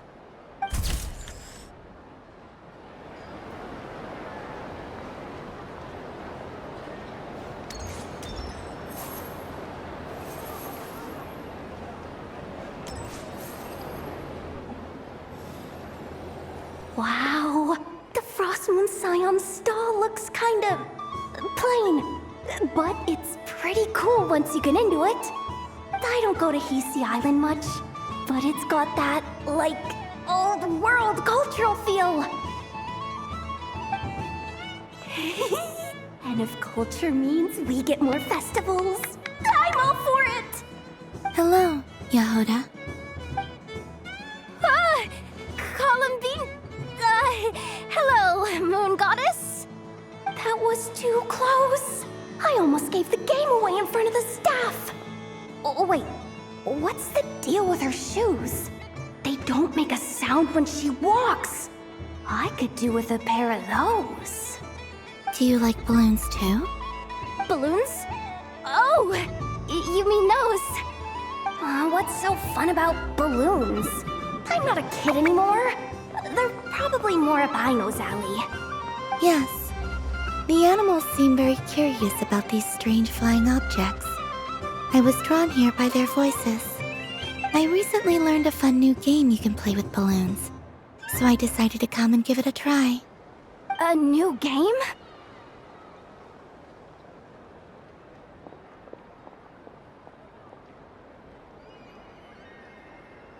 Hello. Welcome home, Moon Goddess. Here to buy some balloons? Yes. Could you give me a few that haven't been inflated yet? Are you sure? I guess it's not a problem, but... Yes, please. Thank you. Uninflated balloons? But those are just little rubber pouches. What does she want with those? Would you like to play the balloon game, Yehoda? Huh? Sure. I guess. How do you play it? Wait here a moment. Oh. This is so weird. What have I got myself into now? I thought I saw Columbina nearby.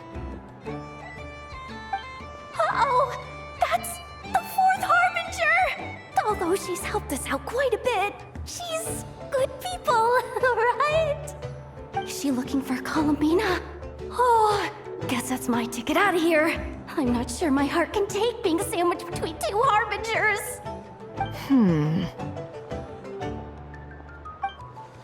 Which stall is she checking out? Oh, it's that other Frost Moon Scions one. Try on the headgear, see what it's like having antlers or animal ears for a day. Oh, I wouldn't be caught dead wearing that stuff. So embarrassing. I have enough gear to carry as it is. Wait, what? She put it on? How peculiar. This would take some getting used to. I wonder if this is what it's like for Lynette. It really suits you, ma'am. What is this? She was so intimidating a moment ago, but now, dang, she's really rocking those ears. How does she make them look so cool? I suppose I may as well keep them on for now. All part of the festive experience. She's coming this way. How do you do, Miss Yehoda? Oh, jeez. Don't talk to me while wearing that thing. Where am I supposed to look? Oh, hey there.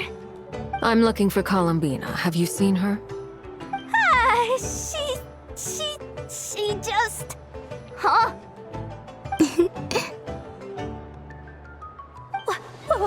Wait, is that what she meant by balloon game?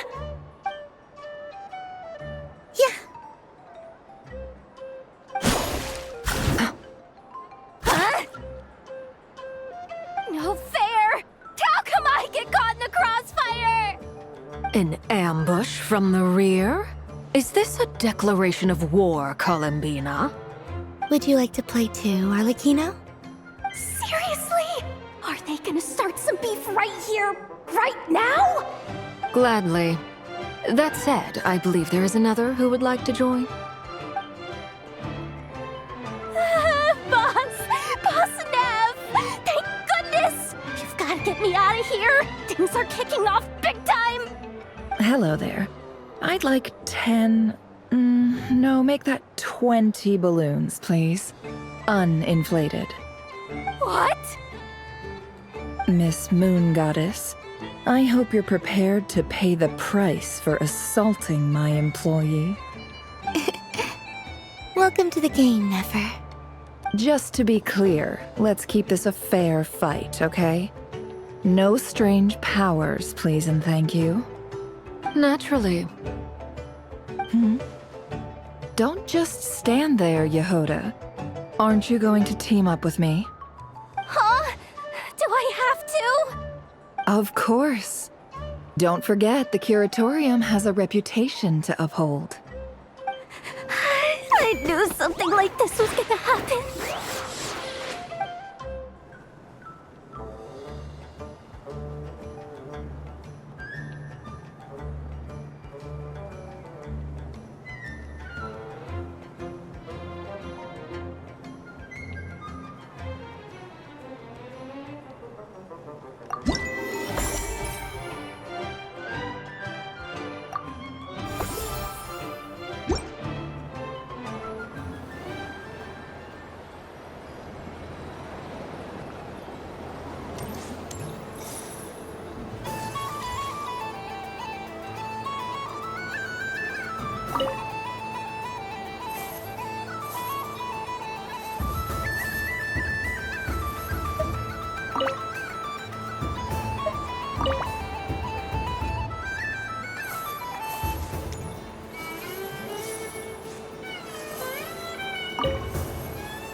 I've seen Lenny and the other children play this game before. It would seem that it's not a bad way to relax, once in a while.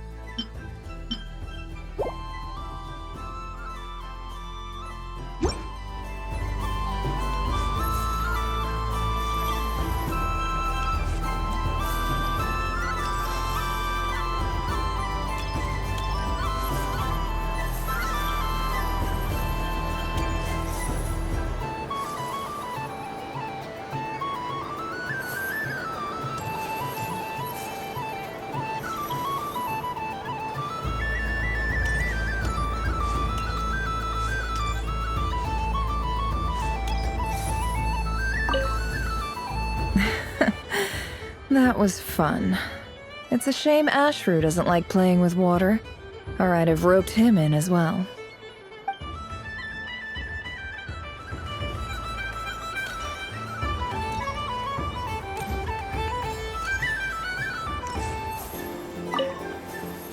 I just had a water fight with 2 Fatui Harbingers. Pretty scary, but also surprisingly fun.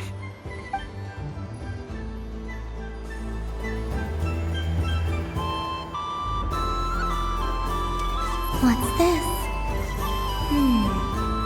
Should I give it a try?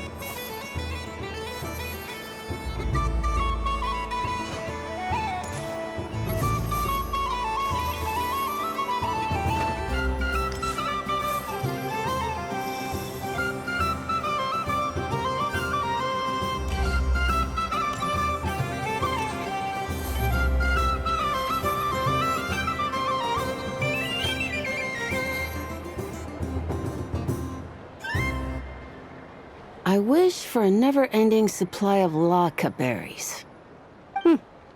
What a humble wish. Probably written by a child.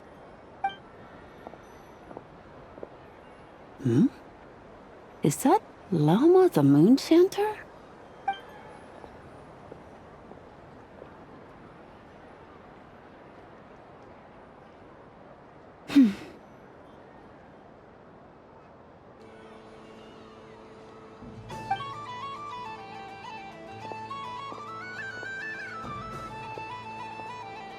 I wish that the long plume ibises would stop biting me.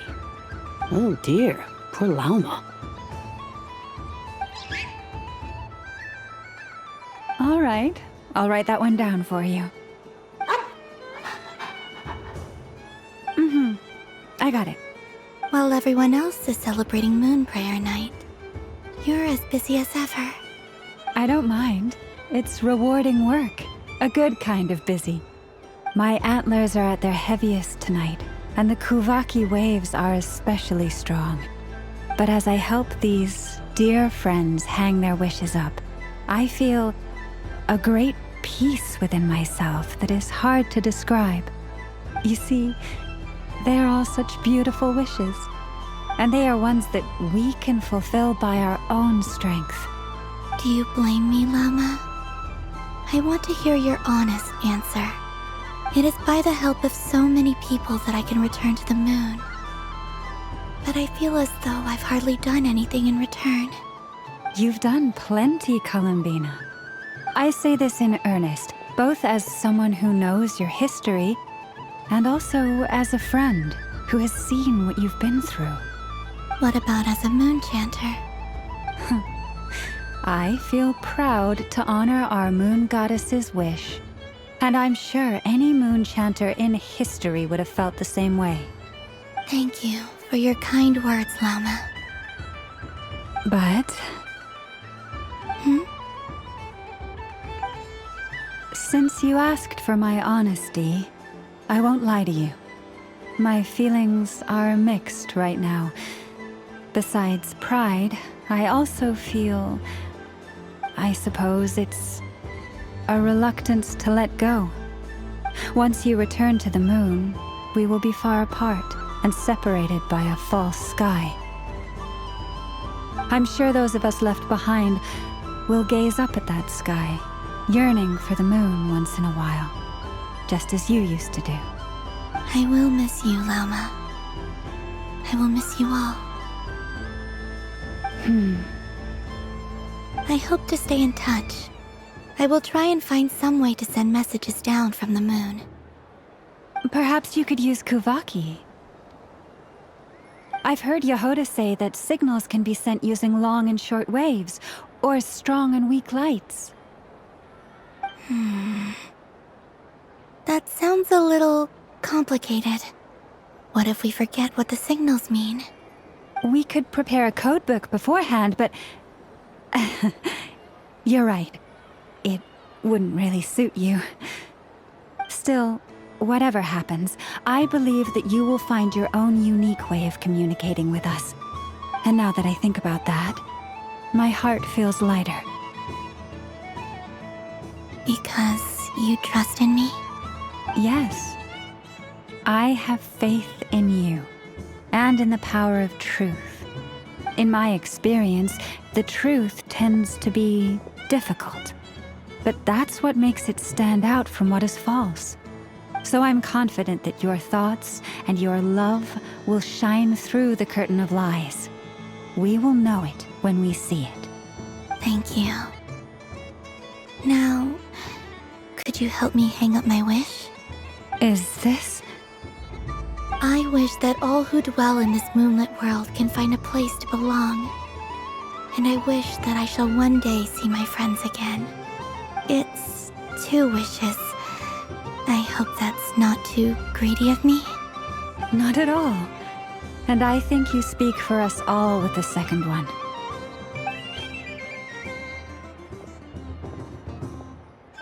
I shall continue to pray until the day that all of these wishes come true.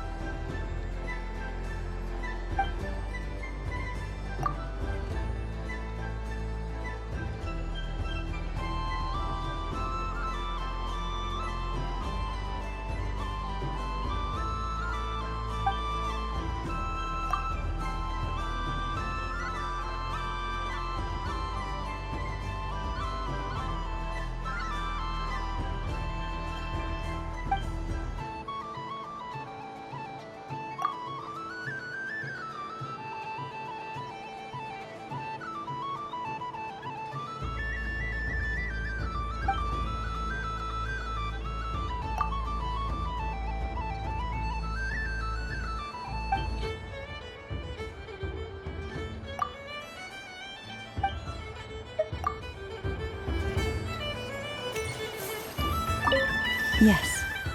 May everyone's wishes come true.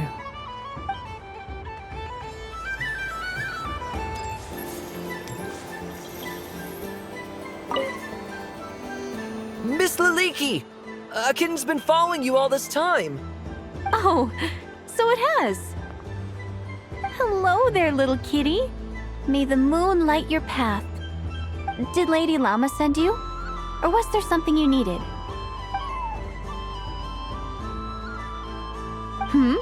You'd like some moon prayer candies? No? I believe it wants that box. The one with the moon prayer candies in it. Oh, I see. Here, kitty. Come on. Here you go. Thank you, Lady Huh. Mr. Cantor, did you see that young lady dressed as the moon goddess? When did she leave? Sorry, no, I was looking at... I was watching the... cat. I see. The resemblance was uncanny. She seemed like the true Lady Kutar, the one who guides souls.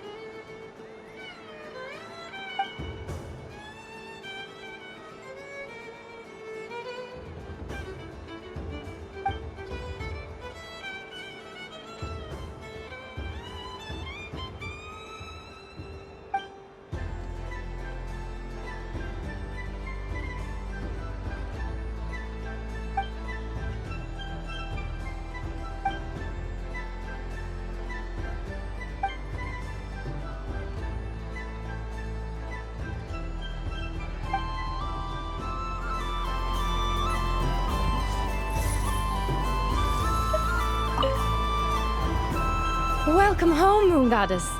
Would you like to try on some animal-themed headwear? I always hear Llama saying how heavy her antlers are. I wonder how it feels. Let me give it a try. Oh my! It really suits you. It's a little itchy, and it's hard to turn my head. Should I keep wearing it?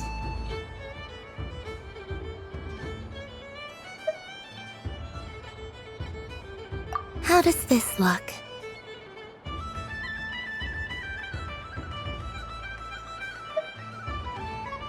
How does this look?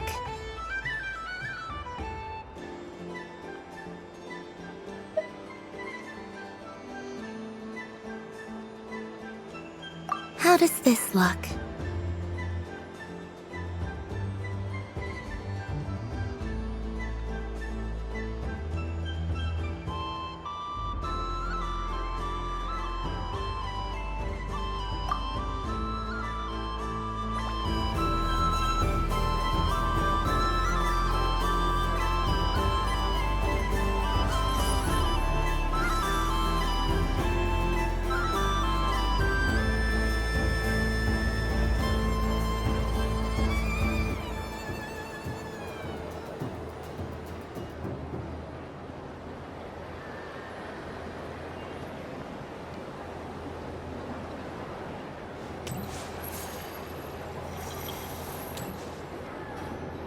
Sunny days! I prefer sunny days. Ah, well, you are as warm as the sun itself, Moon Goddess. Very well. I believe your spirit animal has to be this most adorable chic badger. Wow! Thank you, Mr. Talking Magic Lamp. Have a very happy festival, Moon Goddess. Lance? That's you, isn't it? Shh. It's our little secret, my dear traveler in Paimon. Okay, sure, but why are you here selling sugar sculptures? Everyone celebrates in their own way. After gazing into the abyss and spending time around gravestones all year, what better way to relax than to see sunny smiles on the faces of the living? Besides that, I like to think of myself as a fair judge of character. I dare say matching personalities to confection suits me rather well. That's not what Paimon was talking about. Aren't you afraid that your true identity might be exposed? Should I be? There is all manner of magic in the air this moon prayer night, thanks to the work of the great mages. I see Miss Columbina is hiding in plain sight. Why should I not do the same? Why miss this rare opportunity to enjoy a special evening in my true form? Fair enough. You got a point there. People who don't know you will probably think you're just a talking lantern. Well, now that we see eye to eye, what brings you here? Not a search for your spirit animal, I presume? Ah, well, actually... Here, see for yourself. Oh, this is... How wonderful. A beautiful idea. Yeah, we just met Barca, and he said that having everyone draw their own section was kind of boring. So, he did your bit for you. Ah, Varka. Ever the maverick. I see his artistic skills are truly one of a kind. In that case, I shall paint something on Mr. Albedo's behalf in a short while. What? Why not now? Ahem. Welcome home, Moon Goddess. Phew, that was close. Hello, Flint. She recognized you right away! What keen eyes you have, Miss Columbina. Especially considering they are shut. I did not see you. Rather, I sensed you. I can sense the fluctuations in Kuvaki all around me. One would expect no less of the Moon Goddess. Might I interest you in some candy? Yes, please. Excellent. I shall make some for you right away. Something the matter, Miss Columbina? What about my spirit animal? All the other children carrying sugar sculptures are talking about it. Wait, is she taking the test seriously? Ah, my apologies. How could I neglect that? You are quite right, Miss Columbina. Every one of us has a magical creature living in their heart. Would you permit me to help you find yours? Yes, please. Do you prefer the day or the night? Night. Which of the 4 seasons is your favorite? Winter. Think of a perfect day. What is the weather like? Sunny, rainy, or perhaps cloudy? Rainy in the morning, sunny at night. What kind of answer is that? Forests, lakes, and open seas. Which do you prefer of these? I like them all. Imagine you opened your very own shop. What would you sell there? Moonlight, I think. Wow! Paimon would totally shop there. It wouldn't cost anything. You'd just need to visit. Aha! I believe I know what your spirit animal is. Here, for you. Oh, it's a Kohenki! Indeed. A free-spirited being with a deep love for all things here in Nodcry, who selflessly lends her aid to as many people as she can reach. It is the perfect fit for you, Miss Columbina. Thank you.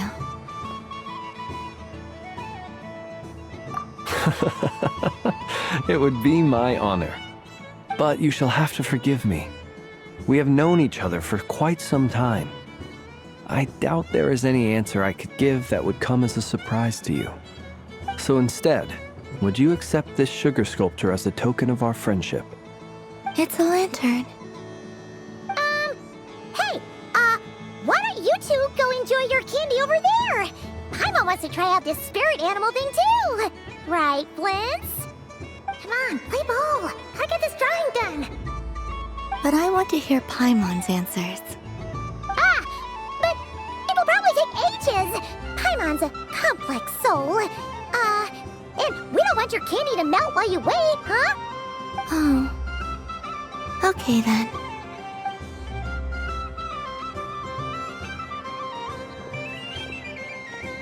Phew. Nice excuse, Lady Paimon. That was some quick thinking. Yeah, no thanks to you. A little help next time?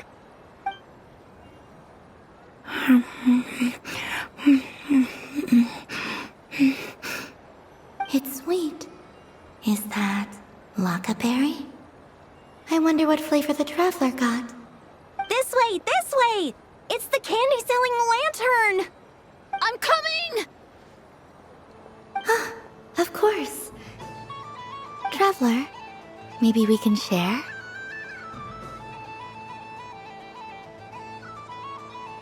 Yes. I found out recently that people share their food sometimes, so I'd like to try it. Or is that a no?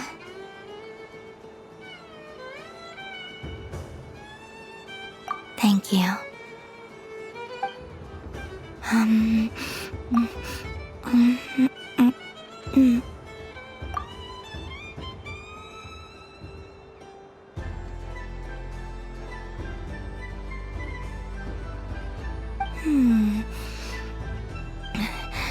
Yours is a little more sour than mine. Here, you try it.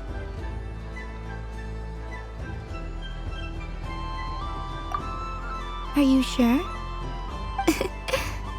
Amazing.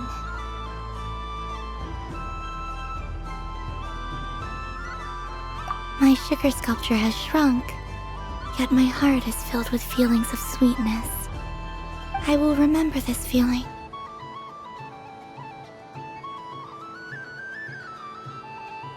Sure.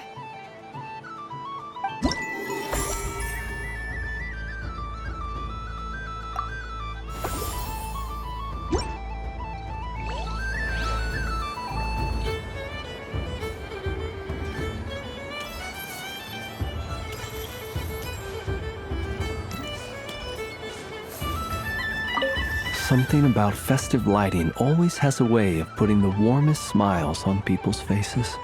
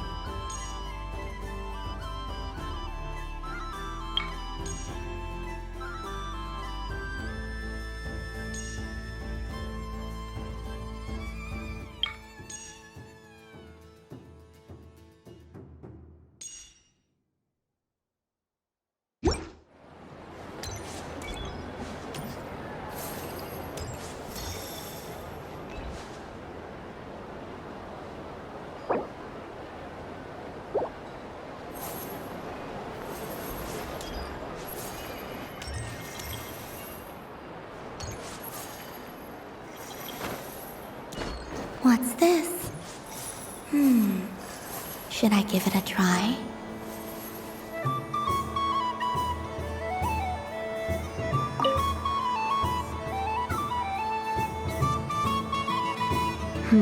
I don't have enough data. Need more samples. But who should I ask for help? Is this one of the amusements? Or is it a research project? Bit of column A, bit of column B. I'm currently running some synchronization tests on these bots. Basically, you need to press the button to help them successfully obtain the treasure. But you've got to time it right.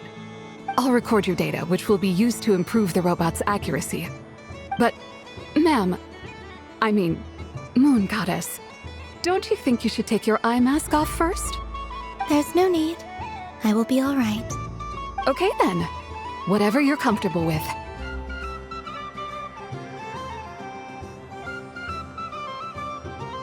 Great. Then let's begin.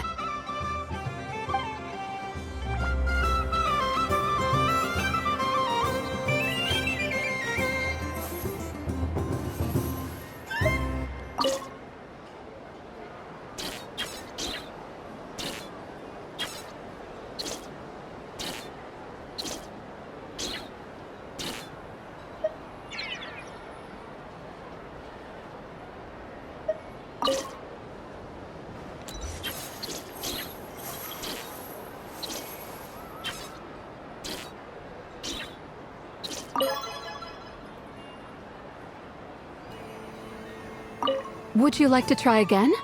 I'll record your data, which will be used to improve the robot's accuracy.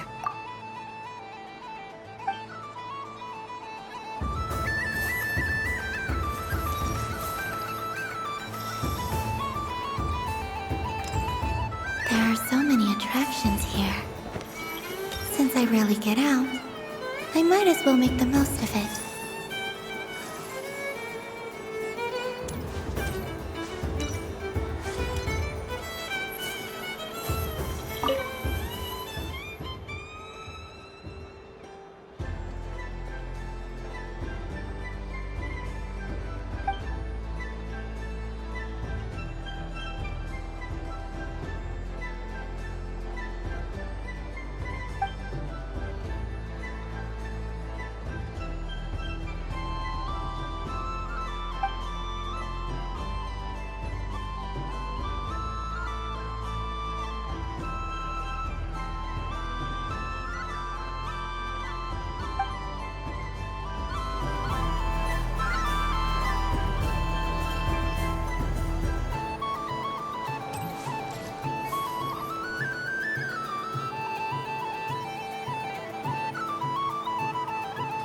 Doesn't make any sense! How am I losing every single time? Wait, Inefa, you're cheating, aren't you? Yeah, that must be it. I am not cheating, I know. Uh-oh, sounds like Inefa's turning into a big baloney bot. I think it's time for some serious maintenance. Moon Goddess, help me. Miss Columbina, I know, is attempting to cheat. What the? I'm not the cheater! You're the cheater! How dare you throw it back at me?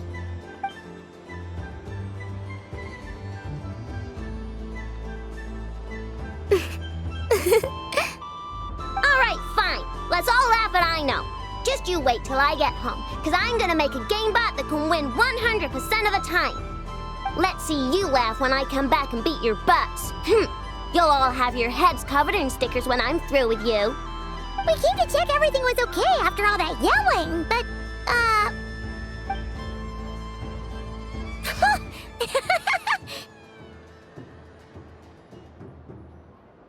Whatever it is, it sounds like cheating is allowed. Kuhenki concentration. Each player starts with differently colored kuhenki. Each round, they draw one kuhenki from their opponent. When a player has two kuhenki of the same color, they make a pair and can be discarded. Any that can't form a pair must be kept. The round ends when a player can't form any more kuhenki pairs, and that player gets a sticker.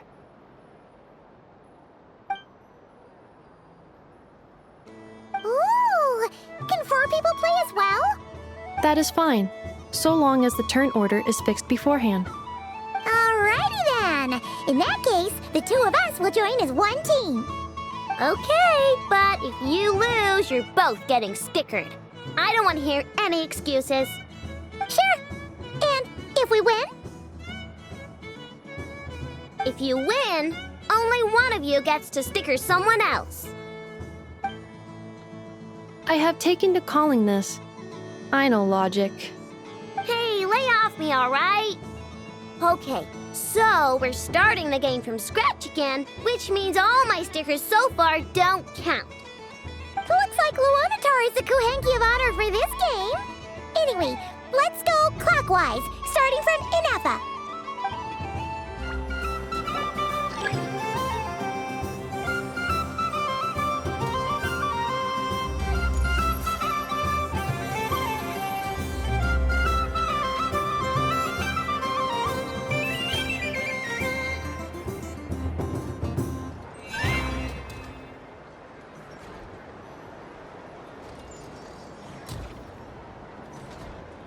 Nice! That's a pair!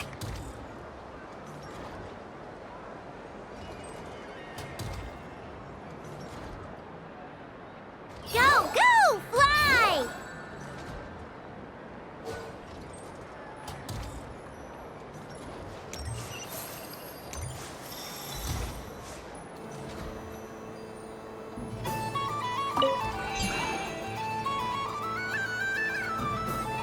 Go on.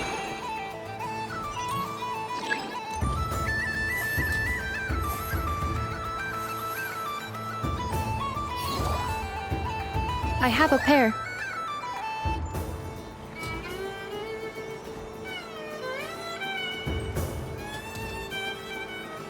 Uh-oh! We gotta pick up the pace!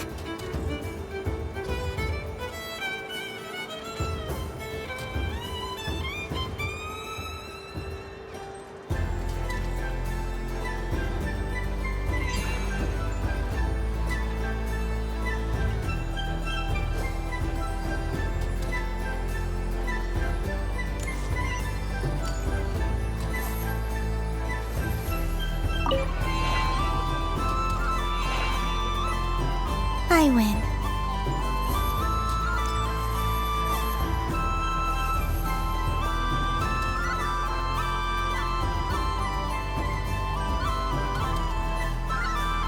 Phew, that was too close.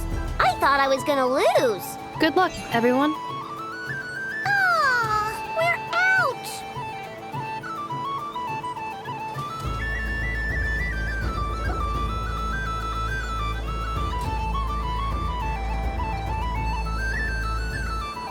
Let me pick a good one. What's it gonna be? You're looking very pleased with yourself there. What happened to being a huge Grumposaurus? I won. Duh.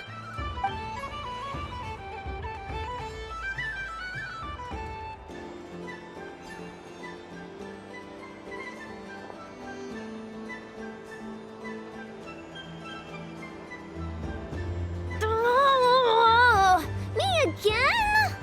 Don't fidget too much, Aino, or the sticker's going to fall off. I don't care. If it falls off, it falls off.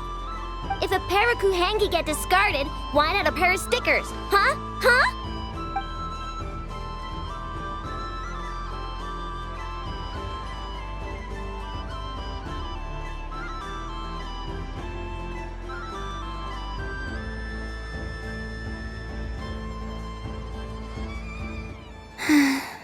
I've lost.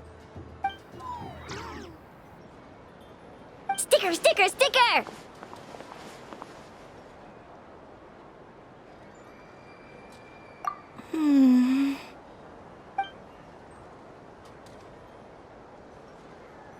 Cute!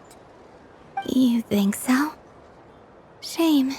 I can't see it for myself.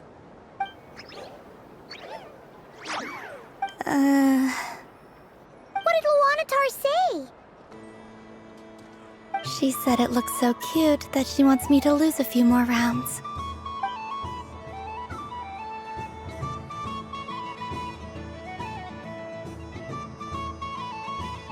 Who put these stickers on Paimon's eyebrows? Ugh, she can barely see! right, now, I think we got enough evidence to prove that there's a serious problem here.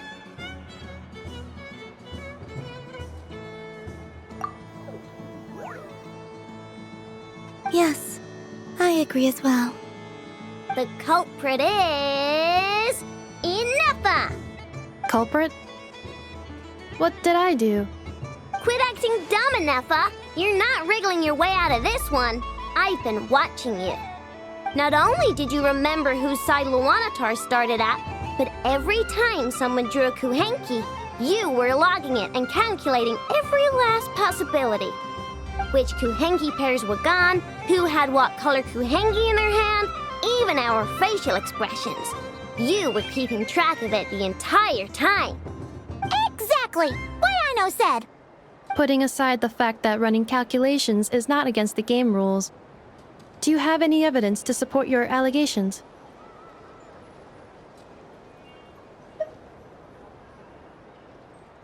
But that's not against the rules either. So she admits it. She certainly does. All right, everyone grab a sticker. It's time to get Ineffa back. But... Take that!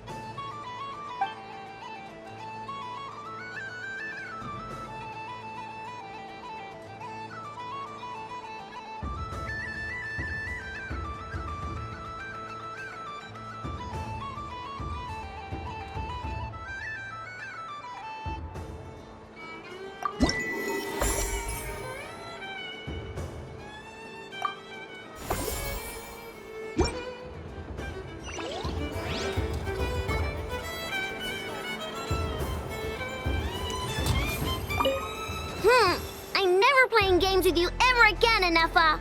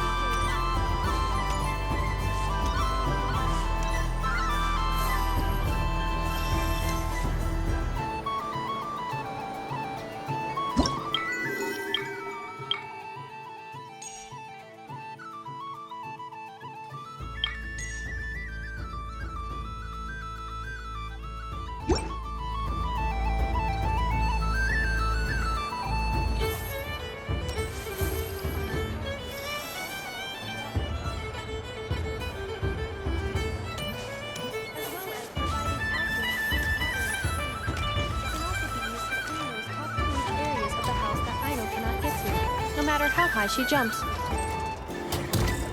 Show us what you can do, Cool Your Jet Stucky. Now that's what I call true power. What a demonstration.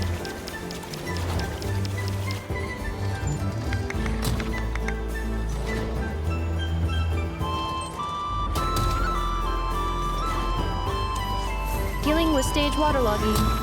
Task complete.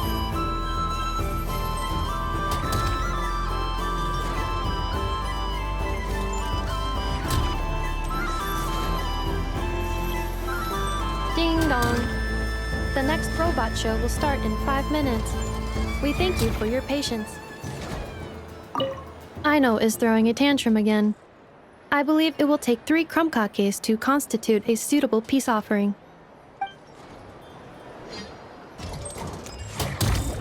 The robot show will now begin.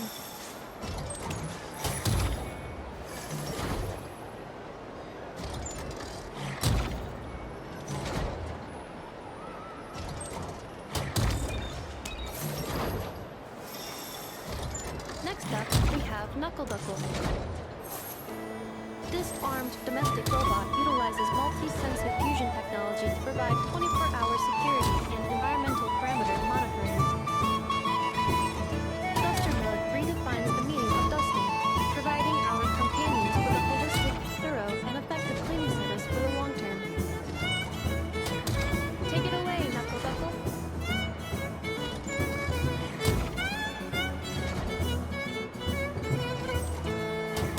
Now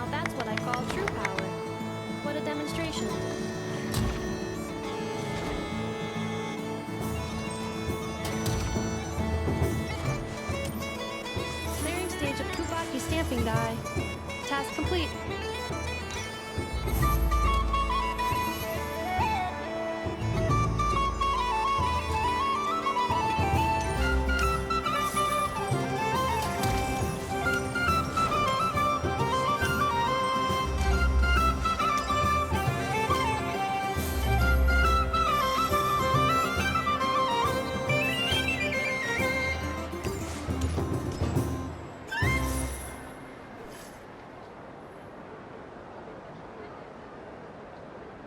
Well, well, look who it is. I heard someone went and disappeared on us the moment we let her out of our sight. They looked all over for you. Frankly, I didn't think you'd be back for Moon Prayer Night. Were you worried about me, Sandrone? You'd like that, wouldn't you? Do you even hear what you're saying? It seems to me like you disguised yourself with festive headgear, just so that you could come see me on Moon Prayer Night and make sure I'm okay. You didn't even bring Polonia with you. You? I thought you couldn't see. I cannot. But I sense the confusion of those around us rippling through the Kuvaki currents. Based on what I know about you, let me guess what you're wearing. Is it cat ears? Shut up! I'm only here to protect the Fatui's interest in this territory. Running into you was pure bad luck. Really?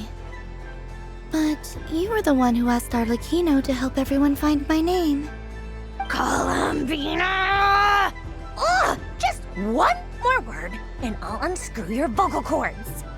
It's Columbina hyposelenia now. Tell someone who cares. I've missed you, Sandrone. The whole time I was gone, I was thinking. I hope I get a chance to say some ugly words to you. Is that supposed to be a joke? Anyway, let's go play that game. What? You mean that frostfin whale? Yes. It's some kind of game where you get bitten if you step on the wrong tooth. Seems like fun. Who in their right mind would wanna... Because you're not a scaredy cat. Fine! You wanna play? Let's play. Don't complain when I kick your sorry butt. Lovely. You old geezer! I'm gonna beat the pants off you! Just you watch! I almost forgot. Sandrone? What is it now? You'd better not lose, or I'm going to beat your head in. What? Allow me to demonstrate since I'm feeling so nice. You just step on the teeth, like this.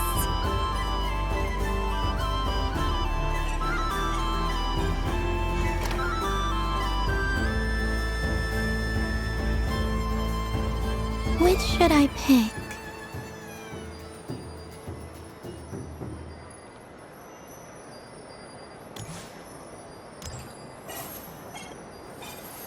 Your turn, Sandrone.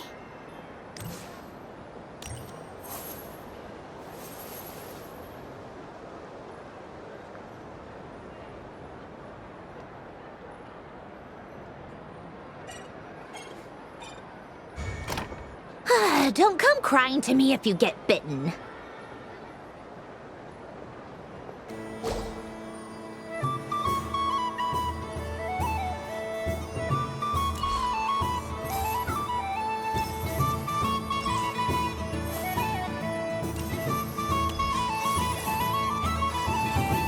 There are less and less teeth remaining.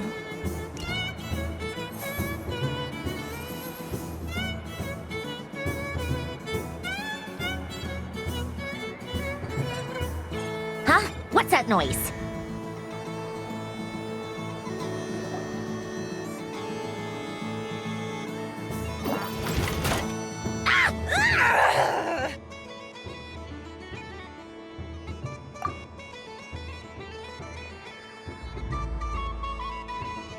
I think you might have picked a bad tooth, Sandrone.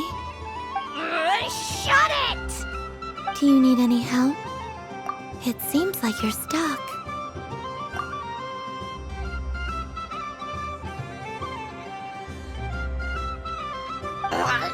No! It's just a blasted toy! How is its grip this strong? Stop laughing! All right. Well, you lost. So just like I promised. Hey! What are you doing? Are you seriously? Hiya!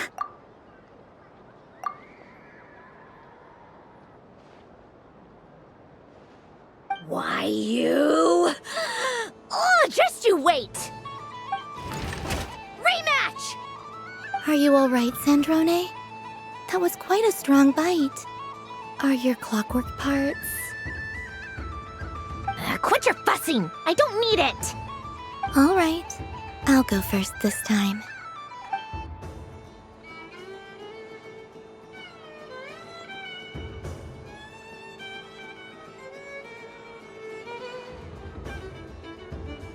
I see it now. She can sense which teeth are rigged. So I just need to avoid the same ones that she does.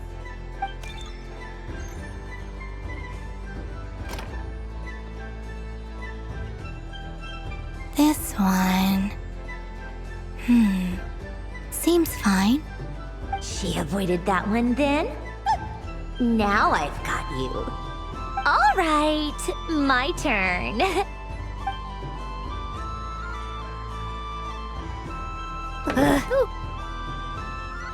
What? Looks like you lost again, Sandrone. Wait! There's more than one bad tooth! Bonk.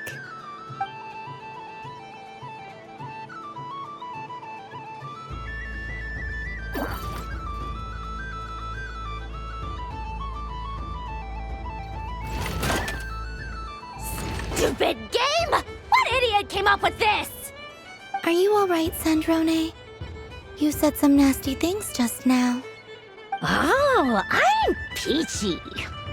Should I let you bonk me on the head as well? Ah, forget it! Come on, bonk away. It can be your consolation prize for losing so badly.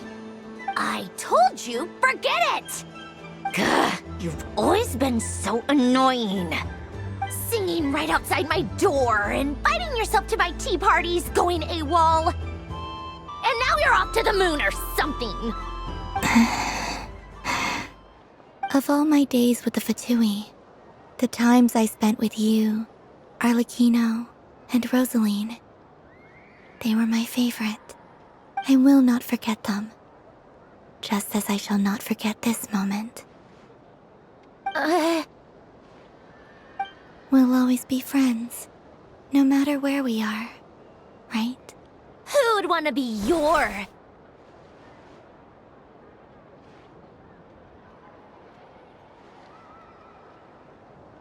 I'll miss you, Sandrone.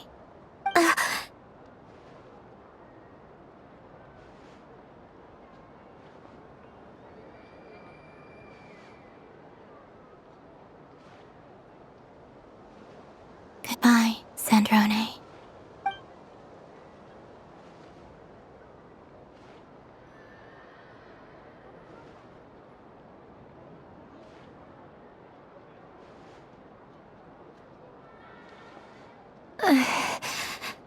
I'll miss you too, Columbina.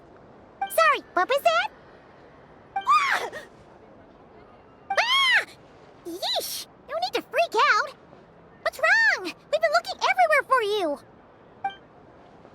What do you want? Oh, nice ears.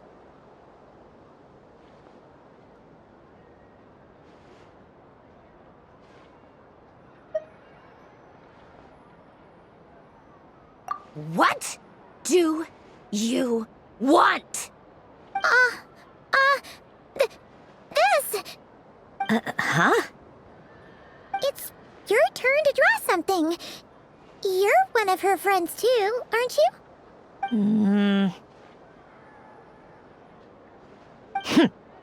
Doesn't know how lucky she is.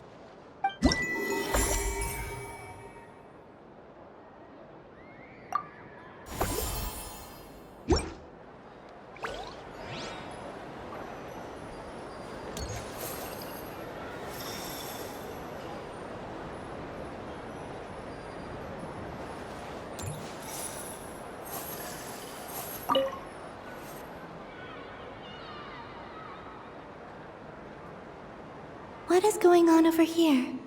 It looks like fun. Hold it right there!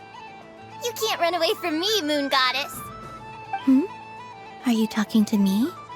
Of course. Do you see anyone else here dressed up as the Moon Goddess besides me and you? Hey, come on!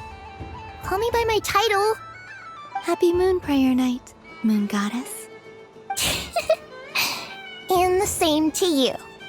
Anyway, there's no time to waste. Get ready for the duel of a lifetime. Duel? Meet my partner, Stacko. Come on out, Stacko. Well, don't just stand there. Let's see your partner. Partner?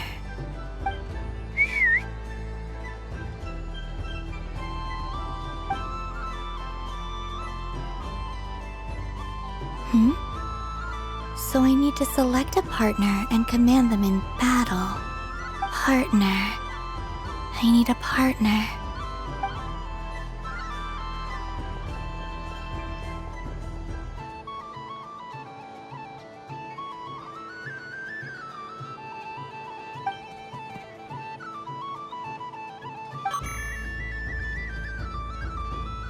Whoa!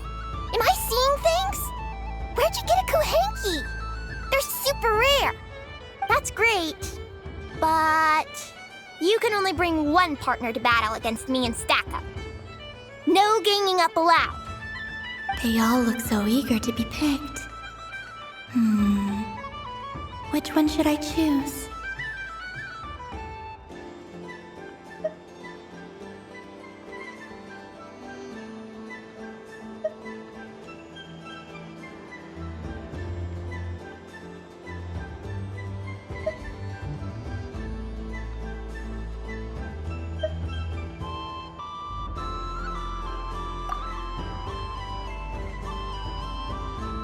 This one usually lives in Nasha Town.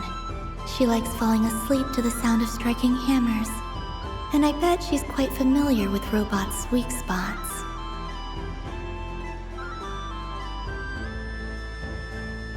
They all look so eager to be picked. Which one should I choose?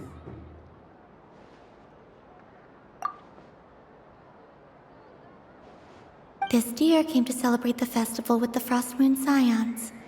It wants to help me with its antlers. They are its pride and joy.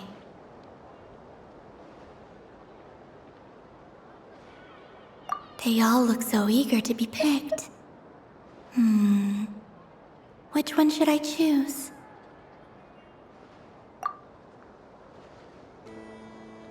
I'm not sure what this bot is trying to say, but it seems very happy. That bow. Does it want to dress up as the Moon Goddess too? They all look so eager to be picked. Which one should I choose? This one usually lives in Nasha Town. She likes falling asleep to the sound of striking hammers. And I bet she's quite familiar with robots' weak spots.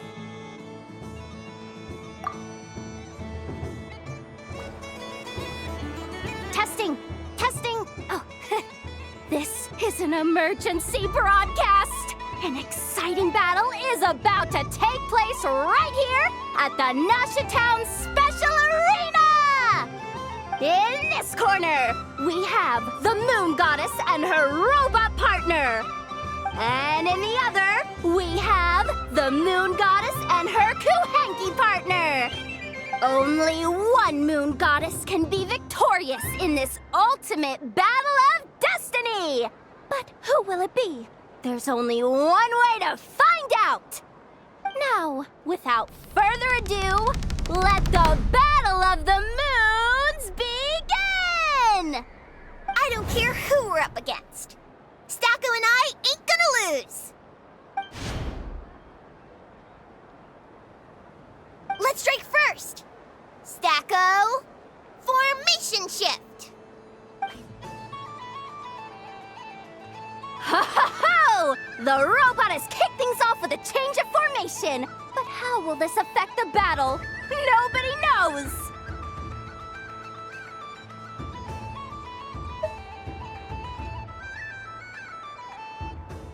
Cautious play from the opposing team! This moon goddess has come prepared!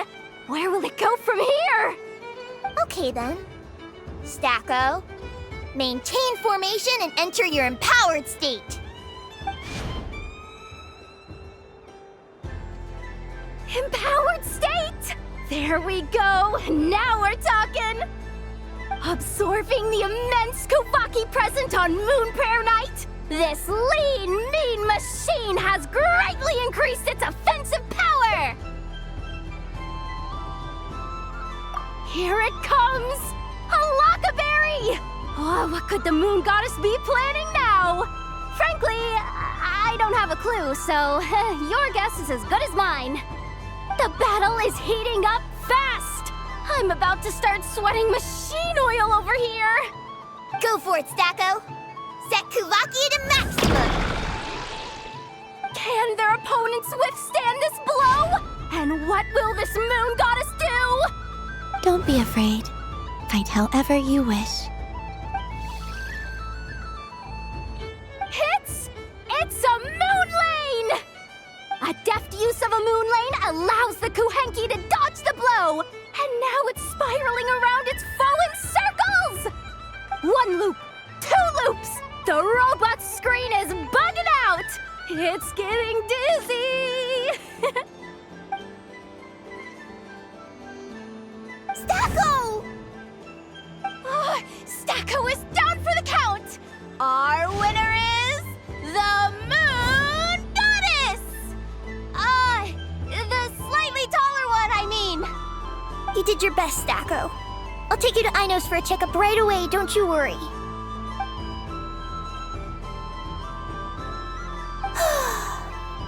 Well, you beat me fair and square, I guess. Honestly, I underestimated you. Won't make that mistake again.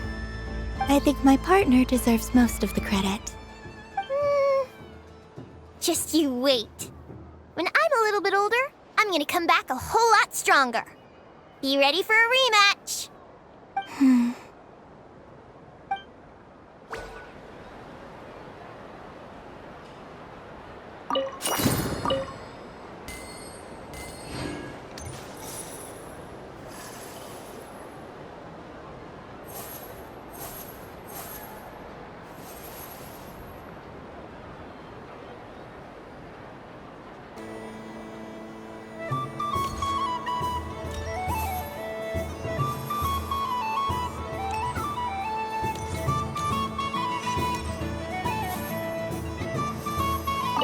What's there to see on that moon anyway?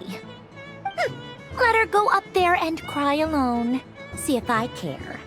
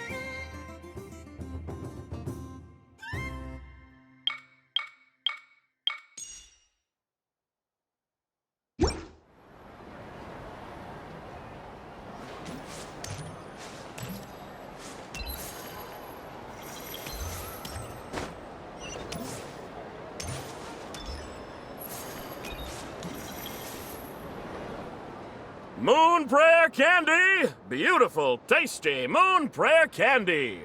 Buy a whole box, share it with your friends and family! Candy? To share? I wonder what flavors everyone would like. Welcome home, Moon Goddess. Fancy a box of Moon Prayer Candy? Sure. I knew you would. Now, what flavor would you like? I'm not sure. What flavors do you have? Is this for yourself or as a gift? A gift for my friends.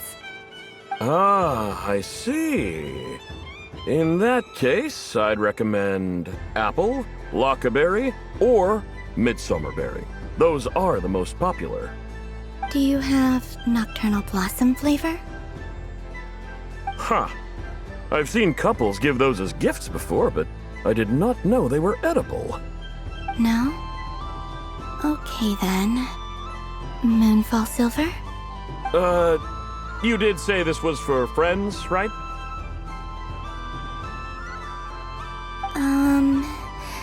Maybe smetana then. Hey, now that's a creative idea! I've never tried it before, but if you're happy to wait, I can see about whipping up a batch on the spot. While we're at it, you got any other ideas?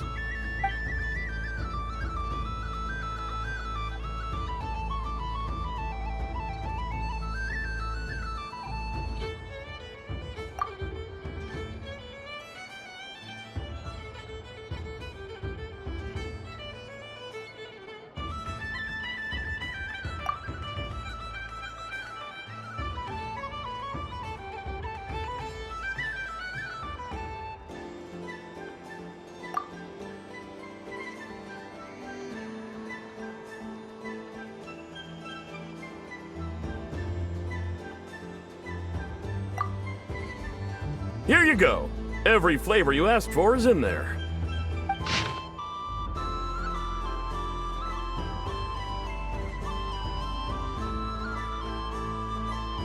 Thank you. I should be the one thanking you! You brought me a whole bunch of new business. It's like a genuine blessing from the Moon Goddess. I hope you and your friends have a lovely night.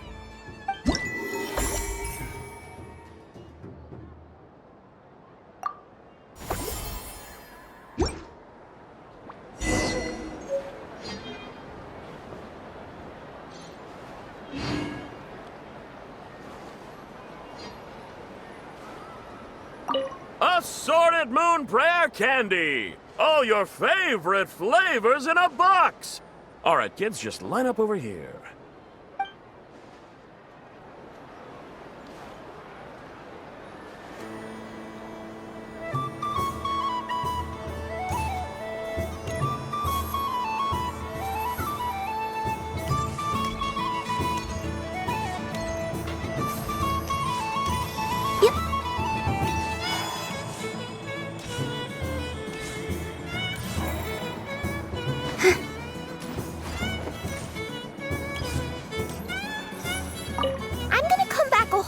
Stronger.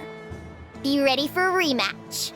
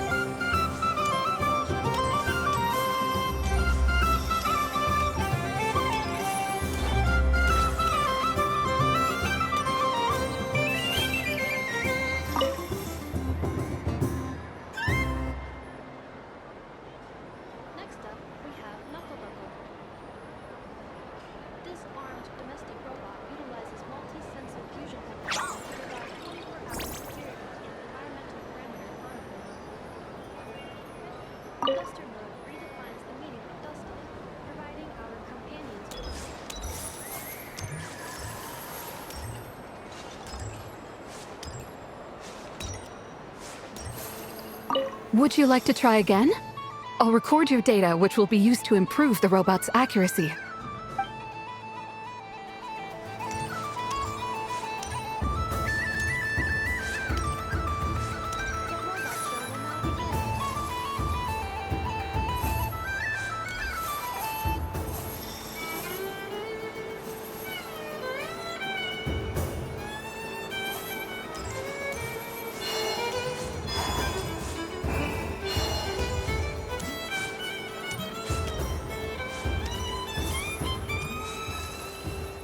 Happy Moon Prayer Night, adventurers. May you have a lovely evening.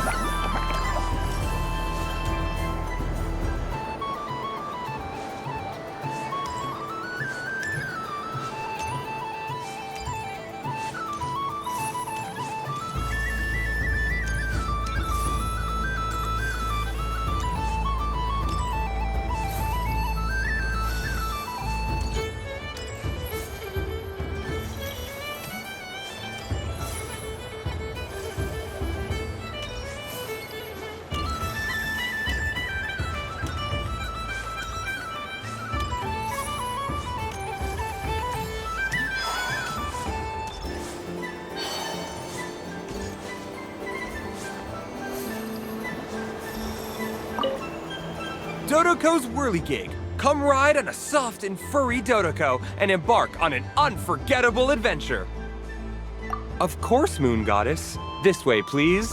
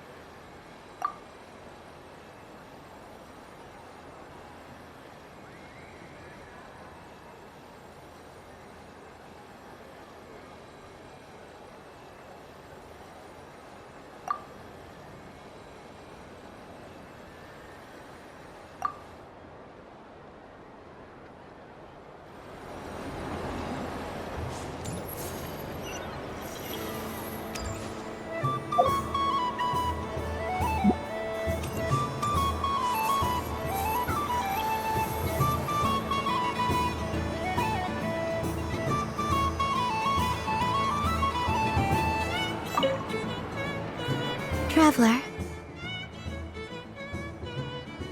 Hey there, Columbina! Are you done checking out the festive amusements already? Are you sure you don't want to look around some more? You might not get another opportunity like this for a while. Right now, what I'd like to do is...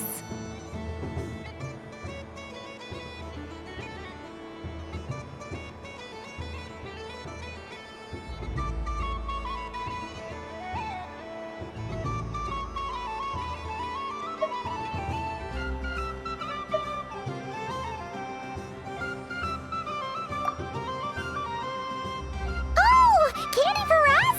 Thanks a bunch, Columbina. Don't mind if we do. Whoa, this one's intense.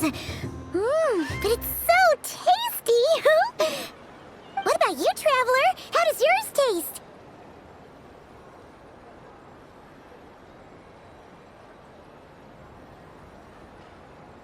Oh, sounds good. Paimon's drooling now. Are there any more Smatna candies in the box? Yes, I believe so. Okay, gotcha. Let's see.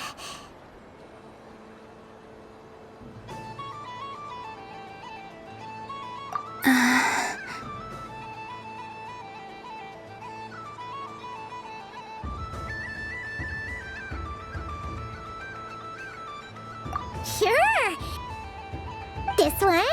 And, yep, this one looks right too. Okay, that's 3. Here we go. 1 per person.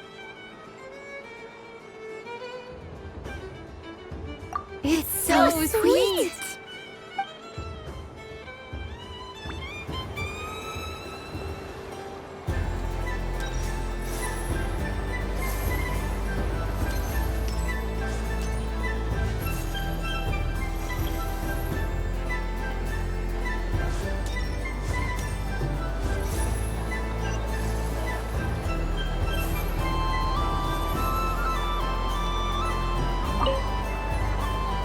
Traveler, Paimon. Columbina! Finished with the festival already?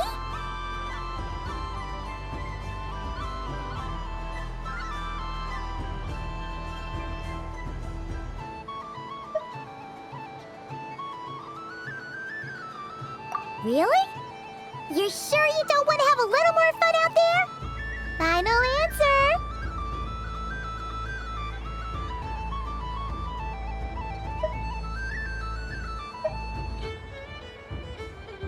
Yes, I am sure.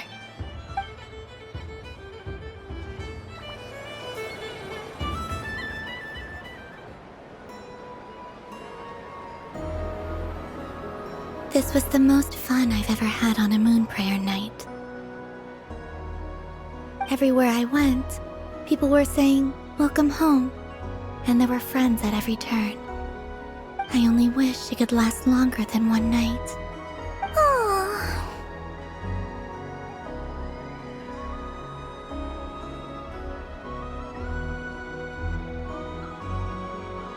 Yes, you're right. The moon prayer blossoms. Ooh, look!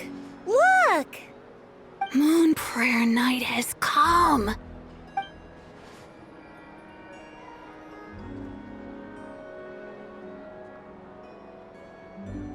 The moon. It's so beautiful. Happy Moon Prayer Night, dear. Happy Moon Prayer Night.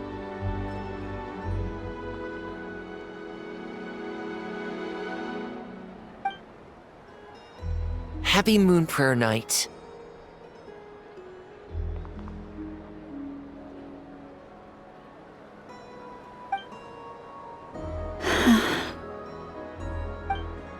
Aww. Huh.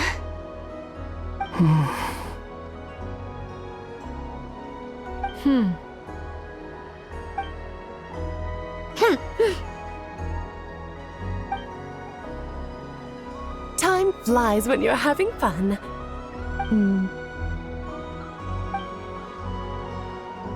Oh. Looks like the time has come. Columbina. You're heading off then? Yes, to the ruins you mentioned.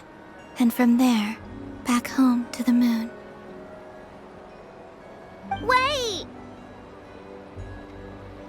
I know? At least... Take one of our craft shop's crumb cookies up to the moon with you. You know, for a snack. Sure. Why not? The Curatorium of Secrets believes in proper farewells. No story should be left without a satisfactory endnote. Never. Farewells are an important affair for the Ratniki, too. We never know when we might meet again. Haha! And here I thought grand farewells wouldn't suit tonight's mood. But I suppose friendly passion is not to be stopped, eh?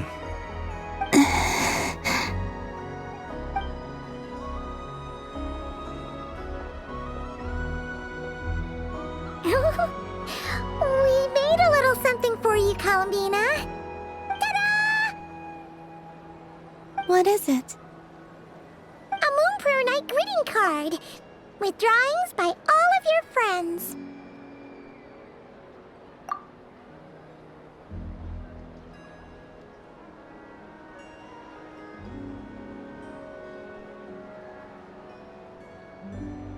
You did mention that you'd like a portrait done, so I took the liberty of creating one for you. I, meanwhile, did the portrait of Mr. Albedo, and Mr. Varka did the same for me. I mean, I think my work was pretty true to life, don't you think? The picture of Ashru was my doing. The two of you seem to get along rather well. Wait, was I the only one who did a full body picture? That's so embarrassing. I did pictures of me and Anefa. I did my own portrait and one for Hat Guy. Plus, there's the two mages, Arlecchino and Sandrone. So, if you ever miss us, just flip the card open and we'll all be right there with you. I don't know what to say. Thank you so much, everyone. This whole moon prayer night was more than I could have ever asked for. It is the greatest gift I have ever received. Lauma, I figured it out. Figured what out? Remember how the Frost Moon Scions used to use milk as invisible ink to write hidden messages? That was a very long time ago. Oh, are you saying? Yes. When I miss you all, I shall use moonlight in the same way, to write words that only you can see upon the moon itself. Wow, that sounds lovely. Quite. But how will we see them? Simply open your windows on nights when the moon shines bright, and the moonlight will naturally flow towards the words I have written. That sounds most fitting indeed. Very true to form. I'll try to write them in places that won't disturb your sleep. I, for one, would sleep all the better for having read one of your messages before settling down for the night. Exactly. So don't worry about disturbing anyone's sleep. Just promise you'll write to let us know you're okay, all right? All right. I promise.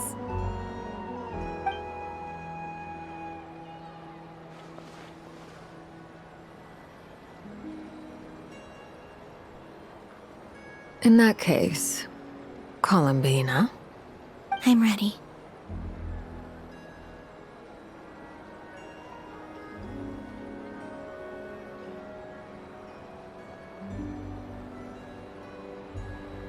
Very well.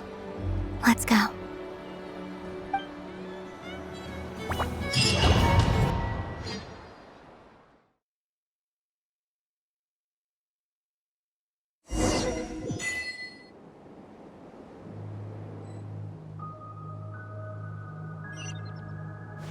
In just a few moments, I will be gone. I still don't know what to expect on the moon. Will I really be able to send messages to my friends? The Kuhenki, the animals of Nod Cry. I'll never get to see them again. I wonder where I'll be when the next moon prayer night comes.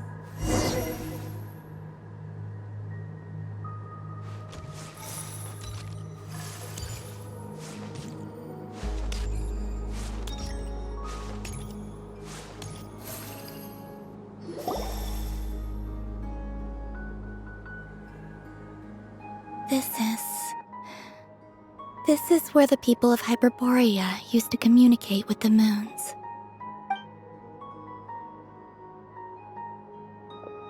Eternal moon, frost moon, iridescent moon. When the power of all three converge, the gate to the moons shall open. Moon marrow preparations are complete. Only the final step remains. I'm sure Nasha Town is livelier than ever at this moment. Yeah, it's a shame you couldn't be there for it, but it's now or never, right? It's fine.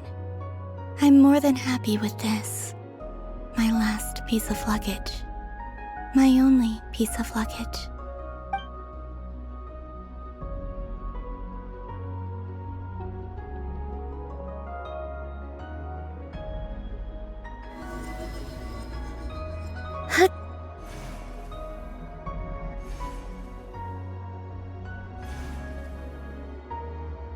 I can already feel the moon calling to me.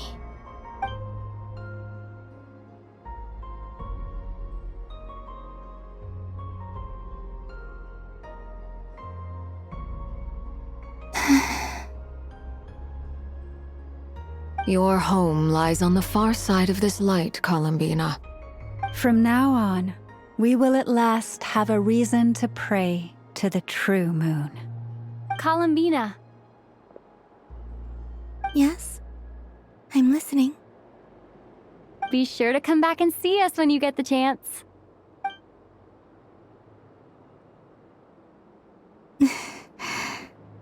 Of course. But if that chance doesn't come, then remember that you have friends on this planet. People who will miss Columbina. Yes, I will. Thank you for everything you've done for me. And remember, come night or day, the moonlight shall always connect us. Well then, farewell, my friends.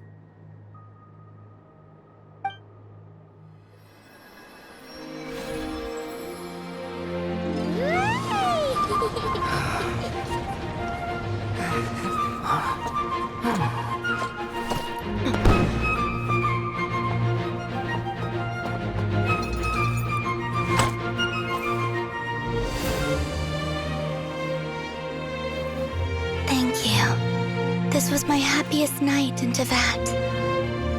Farewell, Columbina.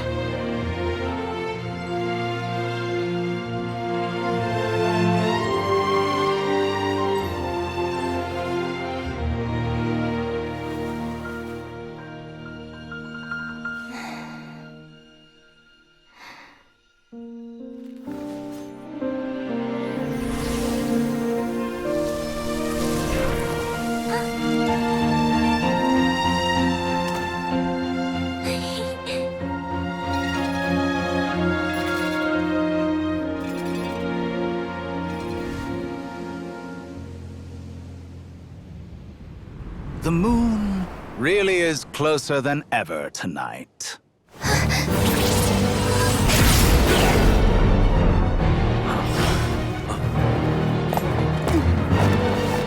Columbina.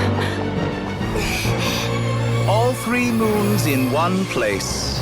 Time for one final experiment. Reason, life, death, time, and space. They all believed I would fail.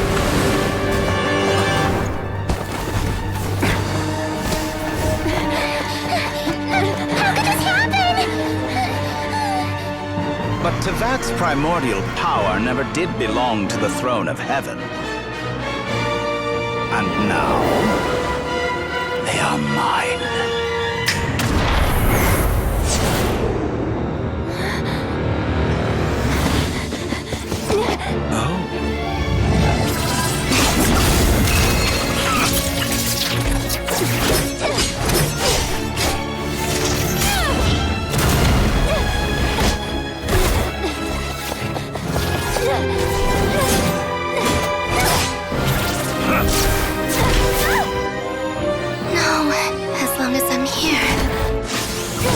Is free to wield the 3 moons' power.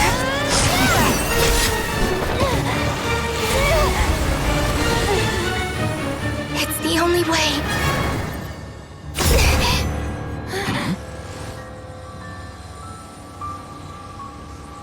I guess I won't be going home today. Columbina! No!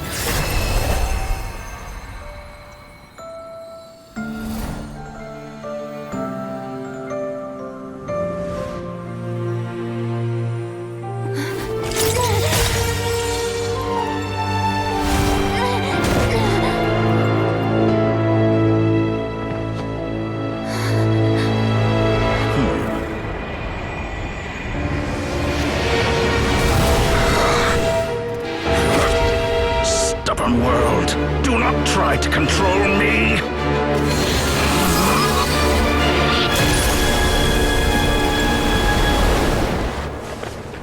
Columbina.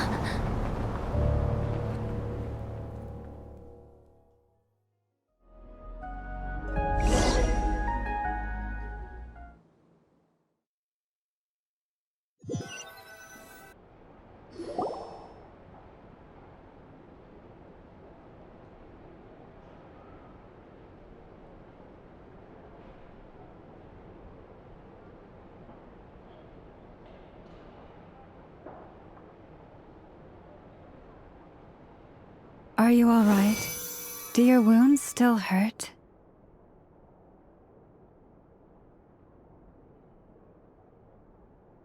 I had someone prepare a little medicine that could prove effective. Take it if you need to.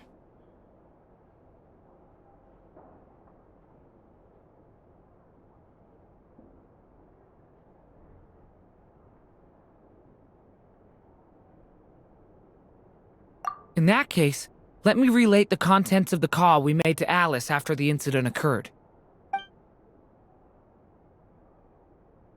That Dottore is a crafty one. He distracted the Hexenzirkel by creating a huge fuss at Tevat's borders. I'd assumed that the cause was an abyssal intrusion from the outside world, which in fairness is a rather common occurrence. But after learning that you managed to influence the phantoms in Nodcry, I realized that perhaps this interference could have come from within Tevat instead. But we weren't able to change their fates. True, you couldn't change how their stories ended, but you did build some variables around yourself. Variables? Yes, things you heard that you could not otherwise have learned, ideas that would otherwise have never crossed your mind. All these things are variables. Of course, most variables usually pale into insignificance with the myriad of possibilities floating around. But the moment you start treating them as building blocks and intentionally stacking them, that changes things.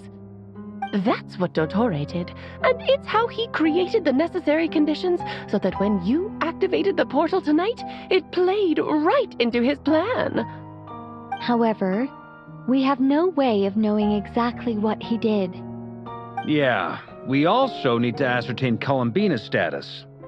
And that about sums it up. As I suspected, Dottore has disappeared completely. If it's any consolation, he wasn't able to control Columbina as he might have wished to.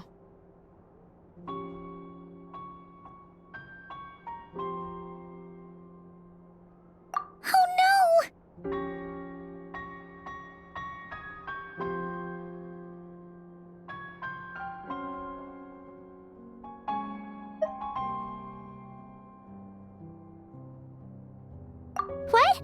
She did what?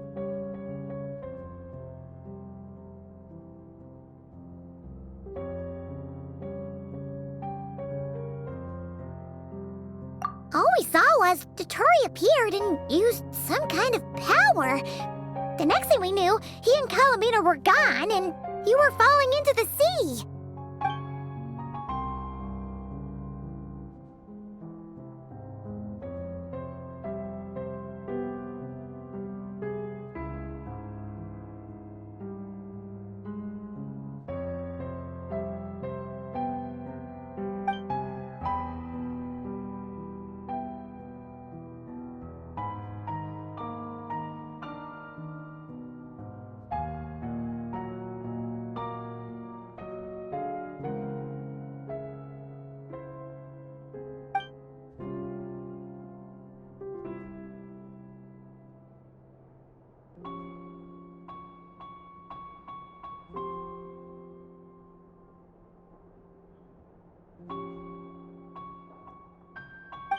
So, Columbina intentionally opened the Moongate and escaped into the same mysterious world as Rerir and Thalindis. Sounds like bad news.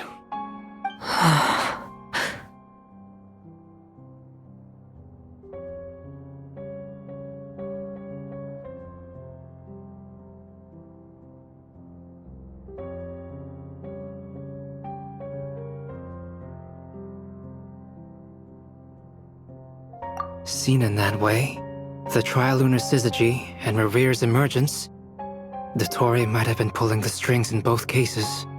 According to Miss Alice, he is attempting to transcend his destiny and finish an experiment that only a god might complete. An utter lunatic. Wait a sec, where's Hat Guy? Seems like he'd want to be here for this. He took off with a Dodo communication device after we spoke to Alice. He said he had a hunch that he wanted to investigate by himself. The look on his face was terrifying. I've never seen him like that before.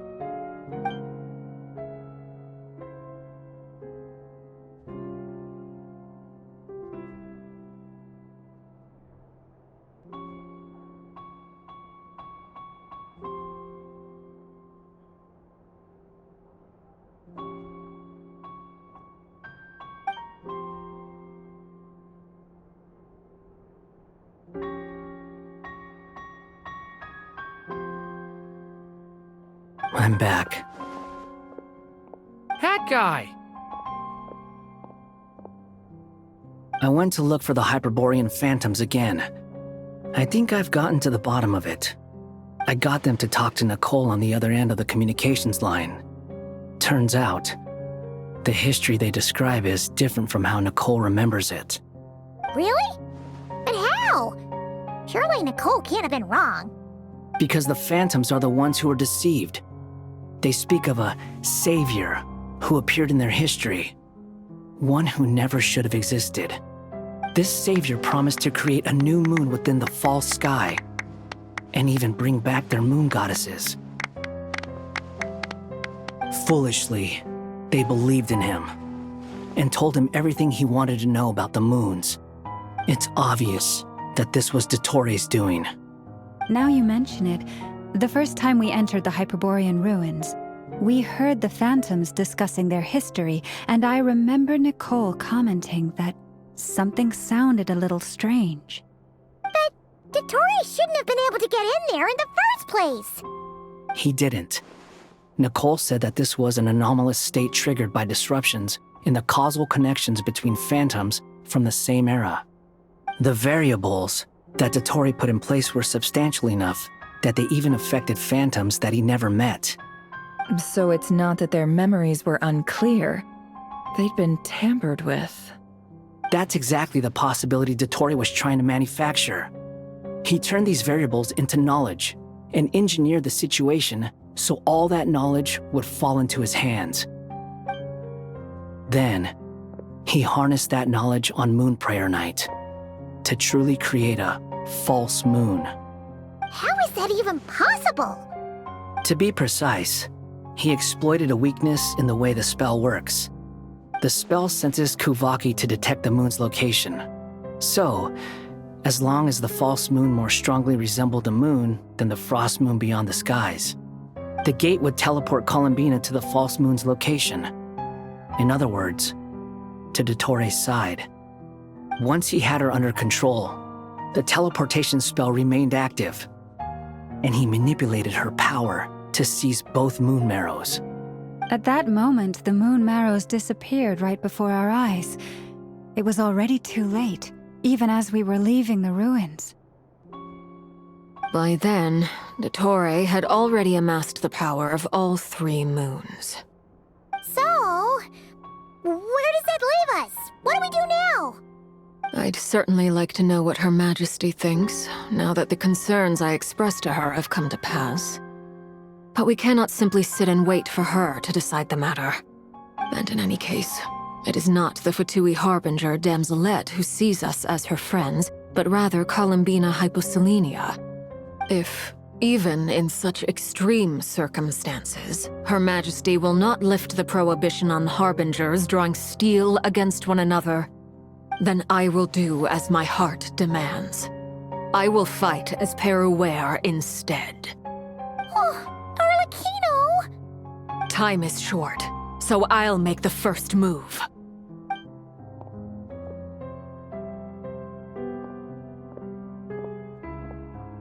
Whew. Even Arlecchino seems to be losing her cool now.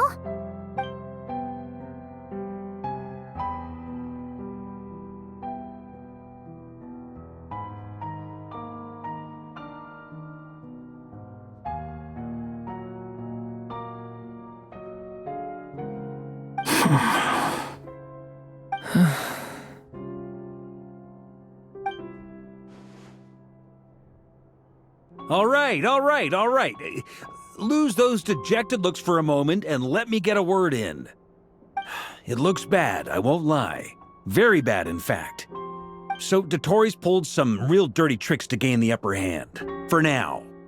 And yeah, it's to the point where even the mages say that his variables have affected destiny. I'm not so sure, though. Many have told me that Tevat's destiny is fixed, and that does appear to be the case. Well, what makes Dottore so sure he'll be the exception? And since he was able to stack these variables up, who's to say we can't do the same? You of all people should not be discouraged, traveler from afar. This isn't over yet.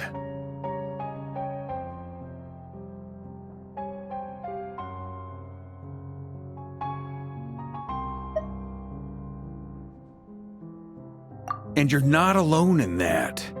Everyone here does, whether they've spoken thus far or not. But none of us are the type to sit back and wait for the sun to shine again. That's exactly how a knight should roll. If they knock you down, you get back up and get back in it. Don't forget, Honorary Knight, you're a legitimate member of Mondstadt too.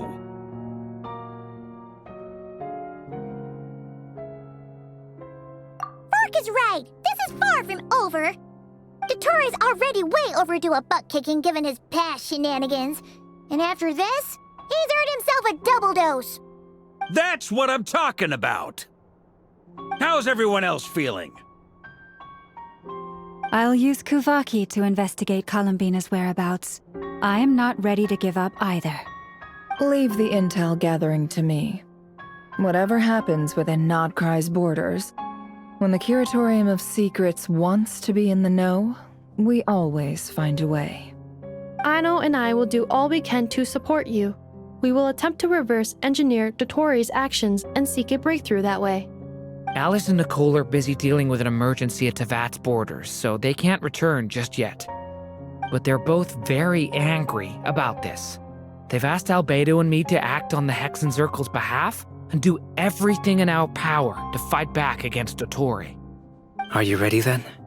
We're going to have to conduct a lot of research, even in the early stages. I'll do my best.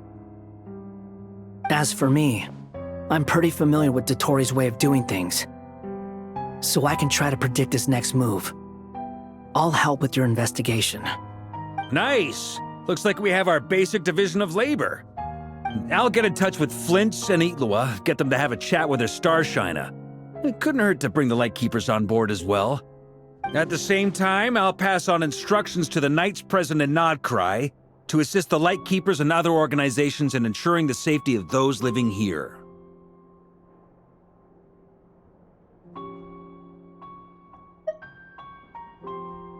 Yeah! We'll show him! That's it then. Good luck, everyone.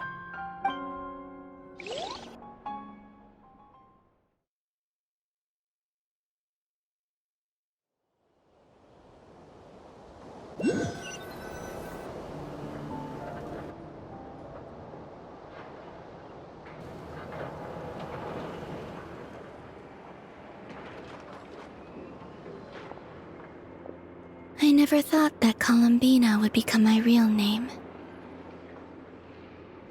It went from being a Fatui code name to something my friends call me.